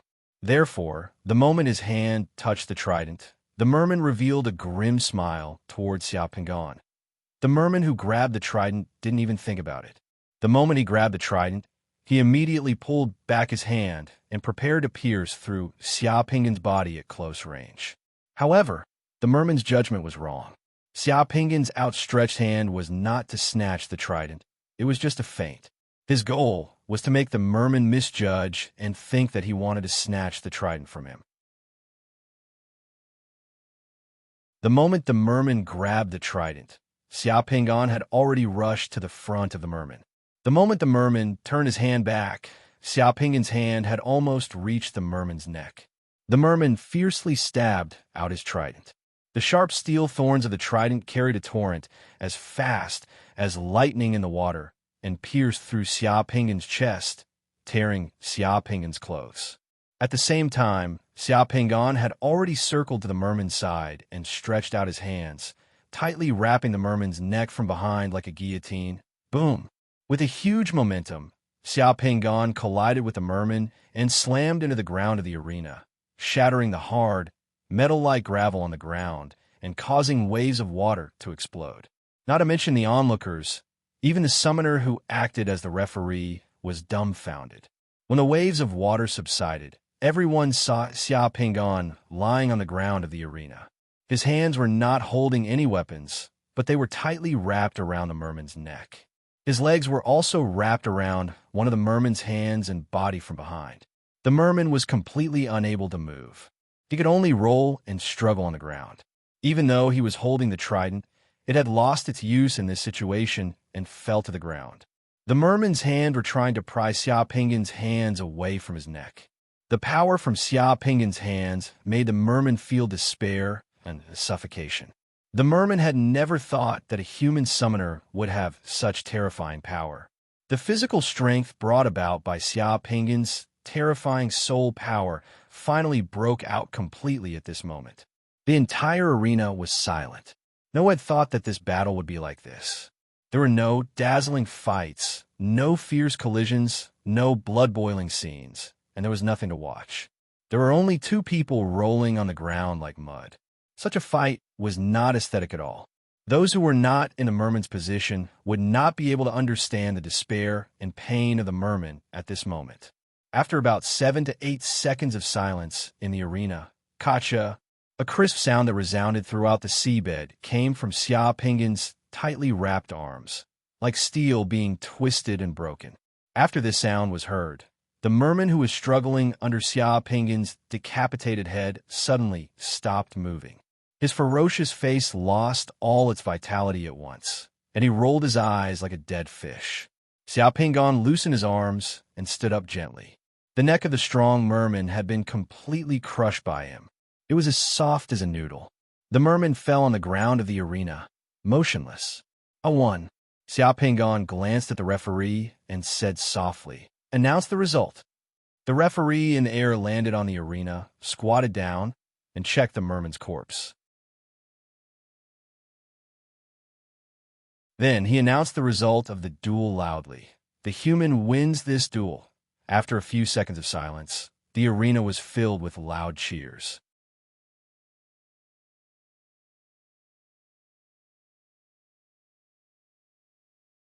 Chapter 411. Amidst the cheers, Xia Pinggan returned to the backstage of the fighting arena calmly and saw perfected Lord Mingyi, Meng Ziki, and Rinju. Meng Ziki and Rinju looked at Xia Pinggan with surprise. No one had expected Xia Pinggan to kill the merman so quickly. Perfected Lord Mingyi nodded calmly and said, "Well done. Let's go." After saying that, perfected Lord Mingyi flung his sleeves and led Xia Pinggan and the other two away. They flew out of the fighting arena and came to the surface of the sea. After a while, they returned to perfected Lord Mingyi's cave residence. After passing through the formation and entering the island, Meng Ziki and Rinju left while perfected Lord Mingyi brought Xia Pinggan to a stone room. Perfected Lord Mingyi waved his sleeves gently, and a row of realm pearls and telepathic thought crystals appeared in front of Xia Pinggan. Looking at the assassin realm pearls on the table, Xia Pinggan's eyes lit up, and he swallowed a mouthful of saliva. "Damn, this is too luxurious." At the sight of those realm beads, Xia Pinggan immediately caught sight of the 3 assassin realm beads that he had integrated with, namely Tian Guanglun Yong, Crown Prince Dan, and Chao Mo. Besides these 3 realm beads, there were 4 other rare assassin realm beads on the table. Xia Pinggan glanced at the Xiaozhuan characters on the assassin realm beads and found that they were respectively by in Nie Zheng, Yao Li, and Zhuanzhu. Damn, if these assassin realm pearls fused with themselves, how powerful would the assassins he summoned be? Since true Lord Nether River could take out these realm pearls, it was needless to say that he had fused with these realm pearls before. Xia Pinggan wondered what realm the assassin he had summoned was at. These are assassin realm pearls and telepathic thought crystals. You can choose any 2 of these realm pearls and fuse with them. This way, you can summon demon slayer assassins. Perfected Lord Mingyi said to Xia Pinggan, "Senior, why do you want me to summon demon slayer assassins?" "Of course, you'll know in a few days." Perfected Lord Mingyi said faintly. Xia Pinggan looked at the realm pearls and chose Nie Zheng and Zhuanzhu, as well as the corresponding telepathic thought pearls. "Crystals. You can fuse with them here." True Monarch Nether River said to Xia Pinggan as he waved his hand and collected the remaining realm pearls. If Lord Mingyi had a realm pearl, Lord Mingyi did not need to fuse with the realm pearls. If Lord Mingyi did not have to wait. The realm fuse. Lord Mingyi, the realm king, and Zhuanzhu's Zhu. A Lord Mingyi, Lord Zhu, and Lord Mingyi. Wang Pingyi's Wang, and Lord Zhu, at Wang. Wang Zhuan, Lord Yu, Wang Zhuan. Fused Wang Ming Zhu. Wang Lord Wang was Lord Mingyi, Zhuan, and Lord had a Zhu had. Was Lord Zhuan. Zhuanzhu's assassination of Wang Liao was too famous.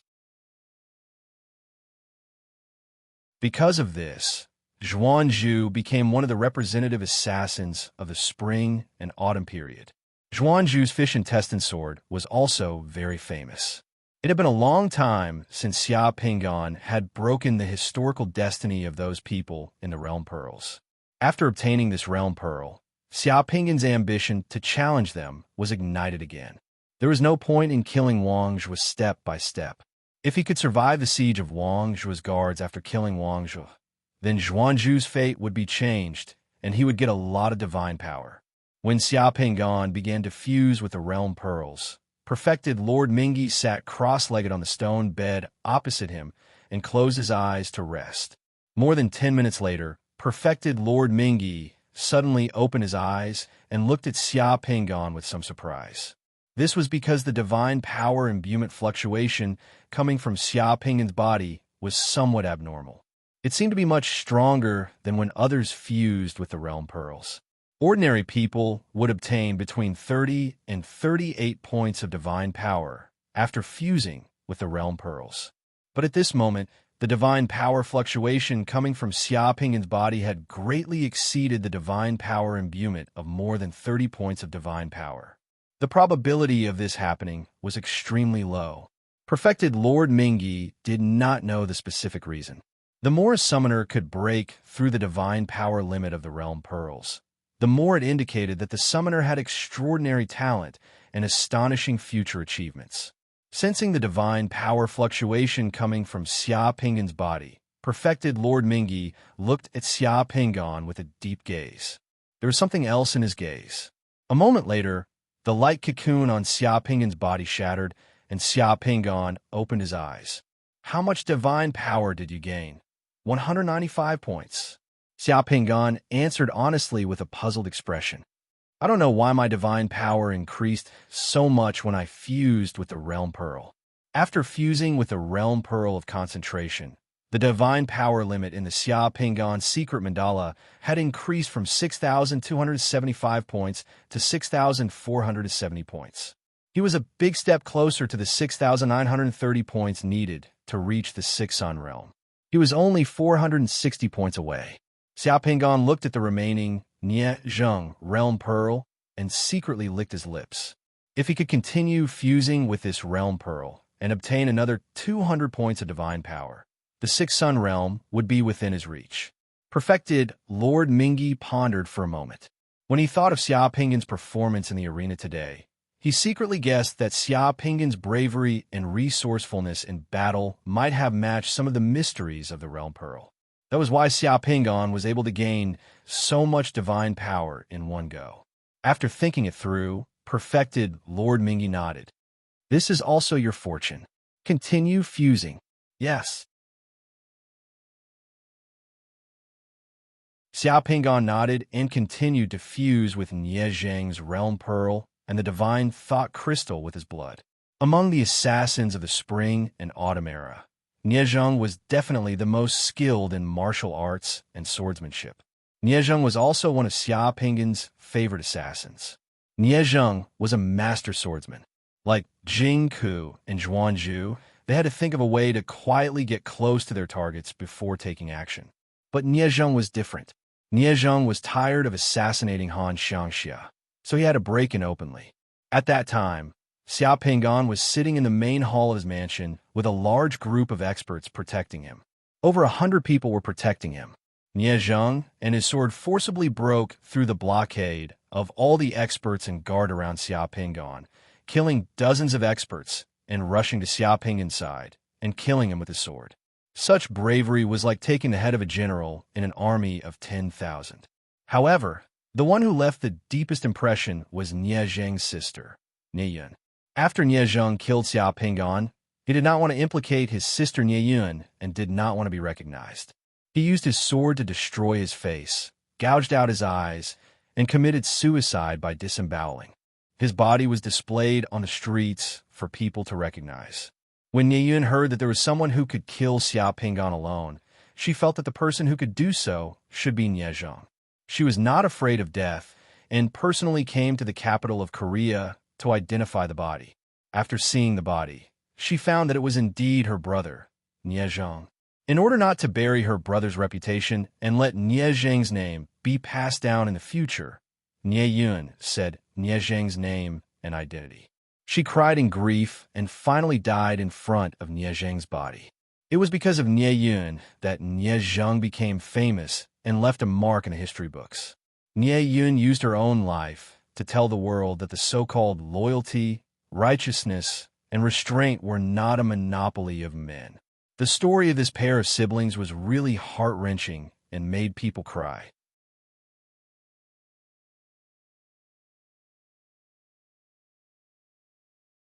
Chapter 412. Again, half an hour later, Lord Mingi, who was sitting opposite Xia Pingan, opened his eyes again with his mouth slightly agape. The look in his eyes was as if he had seen a ghost in his cave residence in broad daylight. No, it was even more shocking than seeing a ghost, because if there really was a ghost, Lord Mingi could directly exorcise it. At this moment, the fluctuations of divine power emanating from Xia Pingan's body intensified again, completely exceeding the level that should have been achieved after successfully fusing with that realm pearl. Lord Mingi was very clear that the assassin realm pearl, just now, was the most difficult one to fuse with among all the realm pearls. In fact, the success rate of fusing with many realm pearls was not 100% guaranteed with a spiritual sense crystal. Due to the existence of the mystery of boundaries, no one knew what would happen after fusing with a spiritual sense crystal. However, based on historical experience, for some realm pearls that were extremely difficult to fuse successfully, even if there was a spiritual sense crystal, it might only increase the success rate of the fusion, but not guarantee a 100% success rate. For example, the assassin realm pearl that Xia Pingan had chosen to fuse with just now could increase his divine power by 40 to 50 points under normal circumstances. However, at this moment, the divine power fluctuations coming from Xia Pingan's body were at least 200 points. It was too strong. In fact, Xia Pingan was very clear about this point. Even if the spiritual sense crystal told you what Niezheng was capable of, when you really became Niezheng, could you guarantee that your swordsmanship would be better than Niezheng's, and that you would be able to kill a prime minister who was heavily guarded? Could you guarantee that you had the courage to do so? The spiritual sense crystal was like a strategy, but it did not mean that you would succeed every time it was given. When Xia Pingan fused with the assassin realm pearl, he had already achieved a breakthrough. Unexpectedly, in the blink of an eye, he achieved a second breakthrough. Many ordinary summoners, even if they were at the 7th or 8th rank, might not even have such a breakthrough in their lifetime. However, in front of Lord Mingi, in a very short period of time, he had seen someone achieve a breakthrough twice in a row, which was even more difficult than a perfect fusion. To true monarch Nether River, this was like an ordinary person watching his friend buy 2 lottery tickets consecutively and hit the jackpot. Could it be that this kid was born to fuse with the assassin's realm pearl? How could he fuse with it twice in a row? True monarch Nether River murmured to himself. His eyes shone brightly as he sized up Xia Pingan once more. Finally, the light cocoon on Xia Pingan's body shattered. Xia Pingan opened his eyes, and he felt a little excited. He had succeeded again, and his divine power had increased by 257 points. The divine power limit of the secret mandala had reached 6,727 points, and he was only one step away from the 6th sun realm. True monarch Styx River's gaze made Xia Pingan's hair stand on end. He coughed lightly and said with an innocent expression, "Senior, this realm pearl has also been successfully fused. It seems to have increased a lot of divine power. When you fused with this realm pearl, did you feel anything special?" "No." Xia Pingan shook his head. "I feel like it's similar to fusing with other realm beads. With the existence of the mystery of boundaries, I don't remember anything when I woke up. Did this happen when you fused with other assassin realm pearls?" "No." Even though Xia Pingan knew the process of fusing with other assassin realm pearls, it was very difficult for him to achieve a breakthrough. Just like the realm pearl of Chao Mo, he couldn't kill Duke Huan of Qi during the league meeting. If he did that, he would probably be chopped into pieces and his head would explode if the fusion failed. After a moment of silence, true monarch Nether River said, "Summon your demon slayer assassin for me to see." "Yes." Xia Pingan waved his hand, and a black fog appeared in front of him. A black figure of a masked assassin suddenly came out of the black fog and stood in front of Xia Pingan. Compared to before, the aura of this assassin summoned by Xia Pingan could not be sensed at all. Even if he stood in front of people, he would feel like a shadow. In addition, this assassin was holding a fish intestine dagger backhand. He was squatting slightly, and his eyes were flashing coldly. He was observing the surrounding environment like an arrow on a bow or a crouching tiger. He was ready to burst out at any time. Squinting his eyes, true monarch Nether River sized up this demon slayer assassin summoned by Xia Pingon. When he saw the row of flying daggers on the assassin's waist, his eyes slightly narrowed. Other demon slayer assassins summoned by fusing with 5 assassin realm pearls didn't have flying daggers on their waists, and their auras were not so weird. Different summoners might get different results after fusing with the same realm pearl. This was the secret of the summoner's secret mandala. True monarch Nether River waved his hand and summoned a warlord at once.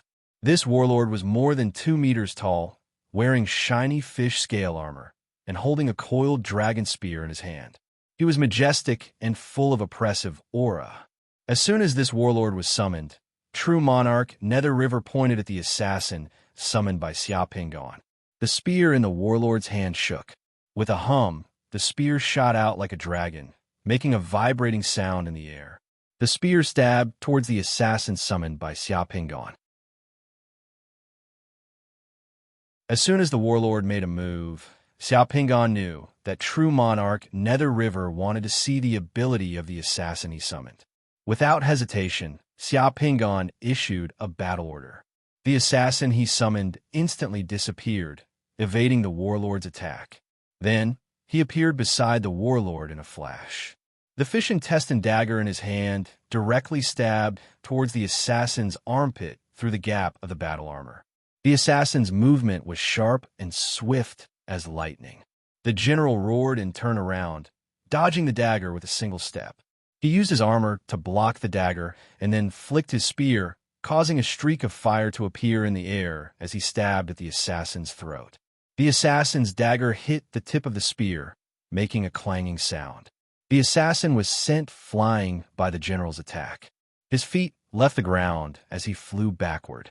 The general's attack was like fire.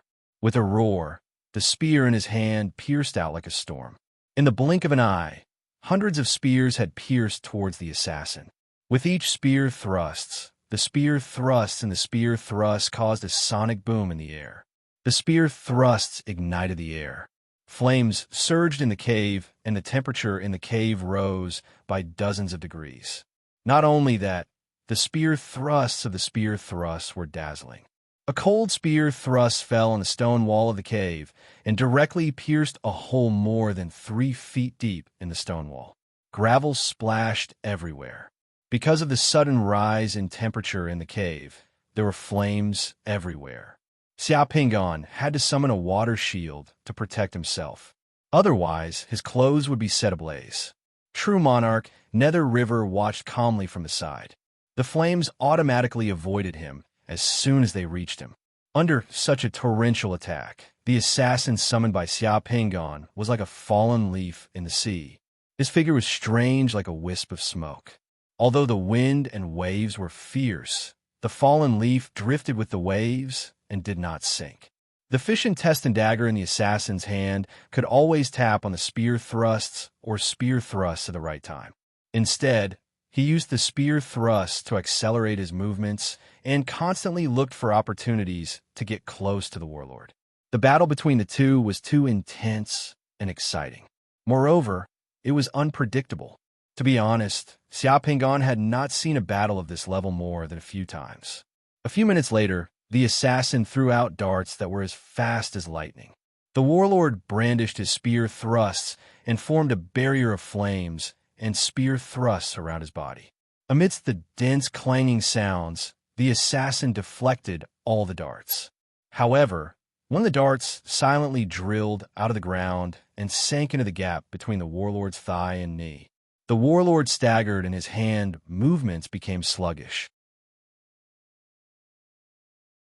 The assassin had already closed in and stabbed the assassin through the gap between the warlord's helmet and neck guard. The warlord twisted his head and leaned to the side to avoid the vital point in the gap between his neck, and the Yuchong's sword directly pierced his shoulder. Then, without waiting for the assassin to retreat, the warlord roared and grabbed the Yuchong sword with one hand while his other hand and one leg broke the spear thrust in his hand. Then he directly stabbed the Yuchong sword like a dagger into the assassin's eyes at close range. It was a tragic and fierce scene. The assassin summoned by Xia Pinggan suddenly dissipated with a bang. However, at the same time, the assassin's shadow suddenly stood up from the ground and transformed into a human. It grabbed the Yuchong's sword dagger that had pierced into the warlord's shoulder and instantly stabbed it into the warlord's throat, twisting it fiercely. The warlord's head flew up, and his entire body suddenly dissipated into light. Then, the murderous shadow materialized and turned back into the assassin's appearance. With a wave of his hand, Xia Pinggan summoned the assassin back into the secret mandala. When the assassin's shadow rushed out to kill the warlord, true monarch Nether River's eyes suddenly focused and his heart trembled. The Demon Slayer assassin summoned in front of him didn't have any spell buffs or transformations applied by a summoner. The assassin used the assassin's shadow to kill the warlord he summoned was the same as the assassin's flying dagger. It was a kind of innate skill of the assassin. Other Demon Slayer assassins definitely didn't have such an innate skill. What's the skill of the assassin's shadow? True monarch Nether River looked at Xia Pinggan and softly asked, "Senior, I don't know what's going on with that shadow." After completing the fusion with the realm bead, the assassin seemed to have this ability. The shadow's ability is called double kill. In fact, Xia Pinggan was very clear that this double kill skill should have something to do with the fusion with Nie Zhang's realm bead. That realm bead was a breakthrough fusion. Xia Pinggan's incarnation of Nie Zhang not only escaped unscathed after assassinating Xia Pinggan, but also made appropriate arrangements before the assassination so that Nie Yun wouldn't be implicated. He saved himself and didn't let Nie Yun die again, avoiding a tragedy. Then, the assassin he summoned had the strange, innate skill of double kill. Double kill. True monarch Nether River muttered to himself and took a deep look at Xia Pinggan. I originally wanted to arrange 2 missions for you after you could summon the Demon Slayer assassin to test the ability of the assassin you summoned. Since the Demon Slayer assassin you summoned has such an ability, there's no need to test it anymore.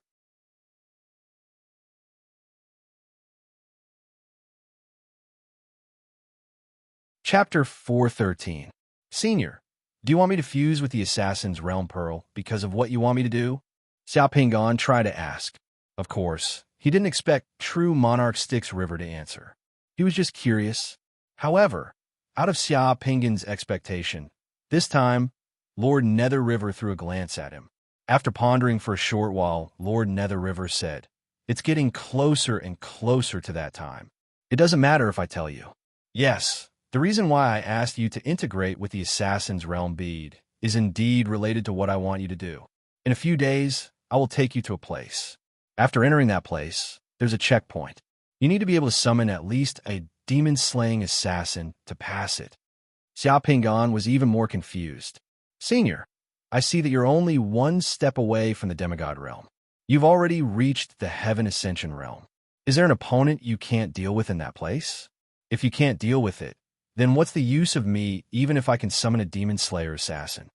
Xia Pinggan asked curiously. "That place can only be entered by summoners below the ethereal opening realm. Do you understand? Those above the ethereal opening realm can't enter, not even demigods. Naturally, I can't enter either. There's something I need in that place, so I can only send people in to get it." The ethereal opening realm was the Seven Sun realm. For summoners, the Seven Sun realm was another watershed. After the Six Sun realm, each realm was a different realm. The difference was too great. Only those below the ethereal opening realm can enter. Why is there such a strange place? Xia Pinggan asked curiously. It's strange indeed. Legend has it that there's a place where gods perish. It's somewhere in the undying sea. True Monarch Styx River said in a deep voice. Xia Pinggan was shocked. He finally understood why True Monarch Styx River had so many requirements for him. The place where gods perish. True Monarch Styx River nodded slightly. The place where gods perish is part of the divine kingdom of the fallen god. There are all kinds of treasures inside, but it's also very dangerous. Summoners above the ethereal opening realm will suffer a backlash from the place, even if they're demigods. It's difficult for them to come out alive. Only summoners below the ethereal opening realm can enter that place and come out alive. That's too strange. Why is the place where gods perish so strange? This involves the secret of the gods' divine kingdom. Xia Pingan was envious of his cultivation. He was close to becoming a demigod, but only he knew how far he was from becoming one. Even if he became a demigod, the path of demigod apotheosis was extremely difficult. It was not something an outsider could understand. The higher one went on the path of cultivation, the more difficult it was. It was no longer something that could be achieved through hard work and luck. Senior, you want something from that place? Yes. Legend has it that there's a divine weapon left behind by the fallen god. True Monarch Styx River glanced at Xia Pingan. You don't have to think too much. It's useless to give you the divine weapon if you're not a demigod or below. For me, if I can get the divine weapon, I'll be able to clear the obstacles in my path to the spirit condensation realm. It'll be very beneficial after I reach the spirit condensation realm. Senior, you must be joking. I don't dare to expect any divine weapon. I'll be satisfied if I can reach the ethereal opening realm. Xia Pingan smiled modestly. You don't have to belittle yourself. Among all the summoners of your realm that I know, you're the most special one. Perhaps in a few years, you can reach my realm today. Oh right, Meng Ziki and Rinju. Although they are in the same situation as you, and you feel that you share the same fate, they cannot be trusted. You have to be more careful in the future, especially in a few days when I bring you to the land of the fallen gods. When you enter, don't trust anyone, only yourself. Also, remember not to tell anyone about the spell that can make the heavenly star giant clam unable to close its shell. Perfected Lord Mingi's last two sentences were a little solemn. Xia Pingan felt that true Monarch Styx River's attitude towards him seemed to have changed. How should he put it? He seemed to have become more friendly and had a special expectation for him. This feeling was strange and made Xia Pingan uncomfortable. He was already used to true Monarch Styx River's indifference and strange temper. Senior, don't worry. I know. I treasure my life. Meng Ziki and Rinju can also summon demon-slaying assassins. These Realm Pearls are for you. If you have time in the next 2 days, fuse with the Assassin Realm Pearls that you can fuse with. Your ability to summon assassins will be stronger, and you'll be able to protect yourself in the future. As true Monarch Styx River spoke, he waved his hand gently. The remaining Assassin Realm Pearls that Xia Pingan saw appeared in front of Xia Pingan at once. This old man is giving me Realm Pearls? Is his brain damaged? At this moment, Xia Pingan really wanted to reach out and touch true Monarch Styx River's head to see if he had a fever. Seeing Xia Pingan's strange look, true Monarch Styx River became annoyed as he glared at him with his triangular eyes. What's with that look? What are you looking at? Forget it if you don't want it. I want Senior's gift. I dare not decline. Senior, how could I decline your gift? Thank you, Senior. Xia Pingan was still worrying about where to find rare realm pearls to advance to the Six Suns realm. He had not expected that this old man would give him the remaining assassin realm pearls. This was simply a gift from the heavens. How could he be polite? Seeing true Monarch Styx River's feigned anger, he hurriedly put on a cheeky smile and swept all the realm pearls on the table into his own space teleportation equipment. 7 days later, I'll take you to that place. Prepare yourself in the next few days. When the time comes, I'll tell you what to do. Perfected Lord Nether River snorted and left the cave with a flick of his sleeves. Xia Pingan stroked his chin as he looked at true Monarch Styx River's back view. For the first time, he realized that apart from being cold-blooded, bad-tempered, vicious, and not caring about the lives of others, this old man did not seem to be an irredeemably evil person. After true Monarch Styx River left the cave, Xia Pingan calmed himself down before taking out the remaining Assassin Realm Pearls to take a look. Among those few Realm Pearls, there were still 2 that he had not fused with. If he could continue to fuse with those 2 Realm Pearls, then he should have no problem advancing to the Six Suns realm. Xia Pingan rubbed his hands and picked up Yao Li's Realm Pearl and Spiritual Sense Crystal before starting to fuse them.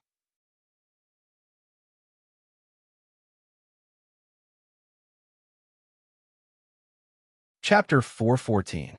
Way Country, Heavy Snow. Mountain. The snow started falling last night and had been falling for half a day. The entire mountain was covered in snow, and the cold wind whistled through the mountain. Way Country's AI city was more than 10 li away from this mountain. AI city was a small city, and at this moment, it was also shrouded in snow. After Wu Wangliao was assassinated by Zhuangzhu, Wu Wangliao's son, Qing Ji, fled to Wei Country's AI city. He began to recruit and train soldiers in AI city and frequently sent out envoys to communicate with Wu Country's neighbors. He swore to avenge Wu Country's father and was preparing to take back Wu Country's throne. This kind of Qing Ji naturally became a great threat to He LV.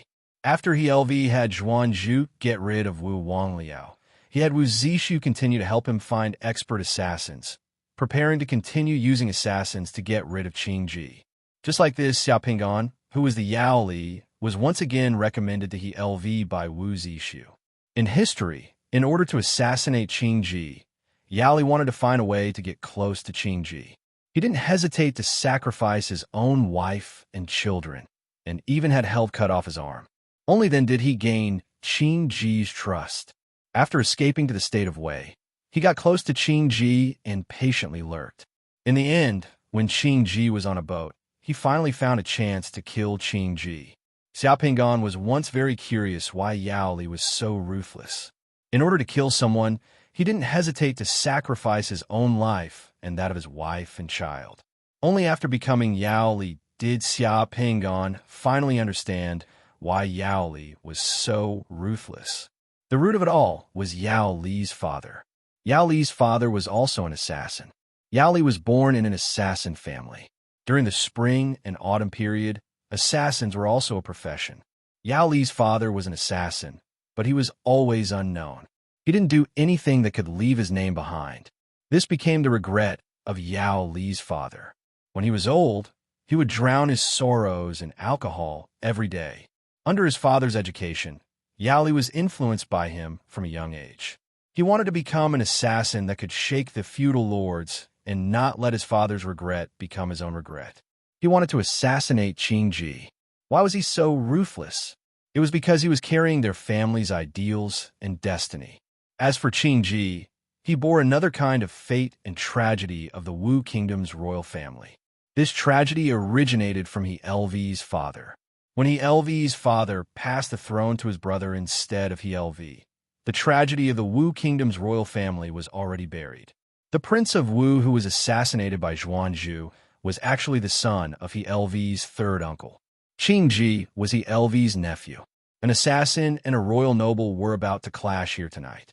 Xia Pinggan hugged his long sword, wore a dog fur hat, and wore a leather jacket.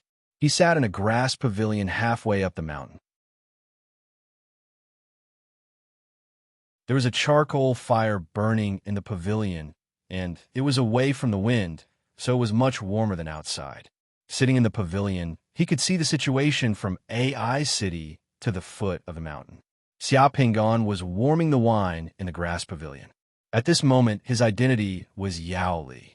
If this realm bead wanted to break through the fusion, Yao Li would do it, but he wouldn't. At dusk, a knight in a black cloak arrived at the foot of the mountain from AI City on a fine horse with a long spear in his hand. He left his horse at the foot of the mountain and went up the mountain alone with his long spear. That person was very agile. Under the heavy snow, half of the mountain path was blocked by snow, making it slippery and difficult to walk on. However, that person was running like a tiger or a leopard. He was very agile, running and jumping. In a short while, he arrived halfway up the mountain. When he saw the pavilion, he walked over with his long spear. The wind and snow fell on that man's thick eyebrows. Under his thick eyebrows was a pair of bright eyes. That person was staring at Xia Pinggan, who was warming the wine in the pavilion. If someone from AI City was here, they would definitely recognize this man. This man was Qing Ji. Since young master is here, then come and have a drink to warm your body, Xia Pinggan said to that person. Then he picked up the warm wine pot and poured 2 cups of steaming wine. Qing Ji strode over to the pavilion and sat down in front of Xia Pinggan. He looked at Xia Pinggan and said in a deep voice, I didn't know when he LV had such an expert assassin as his subordinate. You could have killed me last night. Why didn't you? Qing Ji said. Then, he put a sheathed short sword on the table. This sword was the Yuchong sword. It was a weapon specially used to assassinate his father. It was also something that Xia Pingon took from he LV again. When Qing Ji woke up this morning, he found the Yuchong sword that was used to assassinate his father and a bamboo slip beside his pillow. This made Qing Ji break out in a cold sweat. Then, according to the agreement on the bamboo slip, he didn't bring any attendants and went to the small hill outside AI City alone to see the person who left the sword behind. Young Master is a hero that I respect and admire. You shouldn't die in your sleep. I feel that even if Young Master is going to die, your eyes should be open and not closed. Young Master should die in a real fight and not by a hidden sword. Therefore, I asked Young Master to come here today. I want to openly assassinate Young Master here. Xiaopingan looked at Qing Ji and said. In Xiaopingan's eyes, Qing Ji was the representative of China's true nobility during the spring and autumn period. Young Master Qing Ji was born in the Wu Kingdom's royal family. He practiced martial arts from a young age. He was strong and fearless. He liked to hunt. According to historical records, every time Qing Ji went out to hunt, he would bring thousands of riders, tigers, leopards, and giant elephants. He would pass through waterfalls and streams, kill bears, choke tigers, and fight leopards. He was incomparably brave. However, what truly showed young Master Qing Ji's nobility wasn't this extravagance, but his attitude toward Yao Li. Yao Li had obtained his trust and tried to assassinate him. Qing Ji was seriously injured and on the verge of death. However, he didn't think about killing Yao Li, who had deceived him. Instead, he ordered his subordinates, saying that Yao Li was a true warrior in the world. He ordered his subordinates not to harm Yao Li and let him go. Therefore, Yao Li didn't die under the revenge of young Master Qing Ji's subordinates. Yao Li, who could have left alive, chose to commit suicide in the end. He accompanied young Master Qing Ji, who was assassinated by him, but who truly understood him, to the Yellow Springs. It was because of young Master Qing Ji and the assassin Yao Li that China's history was so brilliant. It was also because of young Master Qing Ji and the assassin Yao Li that China's civilization was able to continue for thousands of years. May I know your name?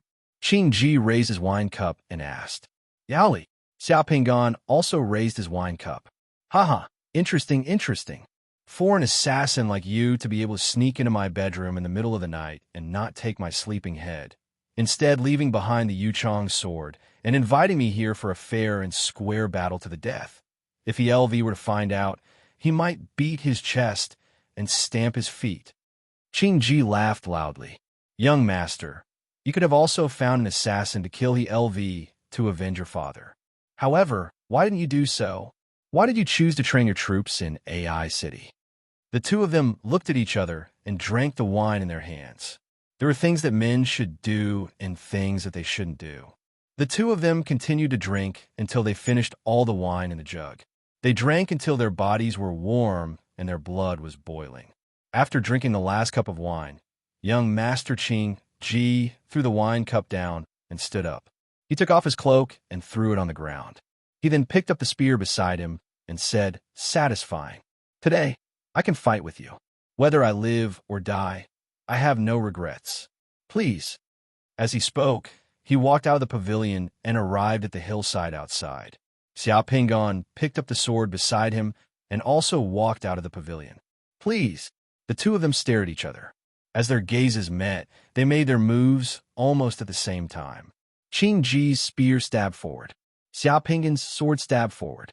The tip of the sword heavily struck the tip of the spear at that critical moment. The two of them flew backwards at the same time. Compared to Xiaopingan, Qing Ji's shock was indescribable. That was because he had aimed his spear at Xiaopingan's chest, while the tip of Xiaopingan's sword had been aimed at the tip of his spear. Such exquisite swordsmanship was rarely seen in the world. Moreover, the huge force from the sword almost made him lose his grip on the spear. What Qingji didn't know was that the one fighting with him wasn't Yao Li, but Nie Zheng, who was also Xiao Pingon. This was a battle of life and death. Qingji roared. His spear was like a dragon, stirring up a snowstorm as it pierced toward Xiao Pingon. The sound of sword and spear clashing rang out continuously. The two of them were like swimming dragons. They danced and spun on the snow-filled hillside, turning into two shadows. A few minutes later, boom! Qingji's spear sent the entire grass pavilion flying. Xiao Pingon's figure flashed under the tip of Qingji's spear. He dodged in an instant and closed in on Qingji like a ghost. Before Qingji could withdraw his spear, he felt a chill on his neck. Xiao Pingon's sword was already pressed against his neck. The sky full of grass finally fell. The two of them didn't move anymore. Qingji's body stiffened. He threw down his spear and sighed softly. I accept my defeat. You can make your move now. Xiao Pingon swung his sword. Qingji felt a chill on the top of his head. His hair and crown had been cut off. His hair was disheveled. Xiao Pingon lightly flicked his sword. Young Master Qingji was assassinated by Yao Li in the mountains outside AI City.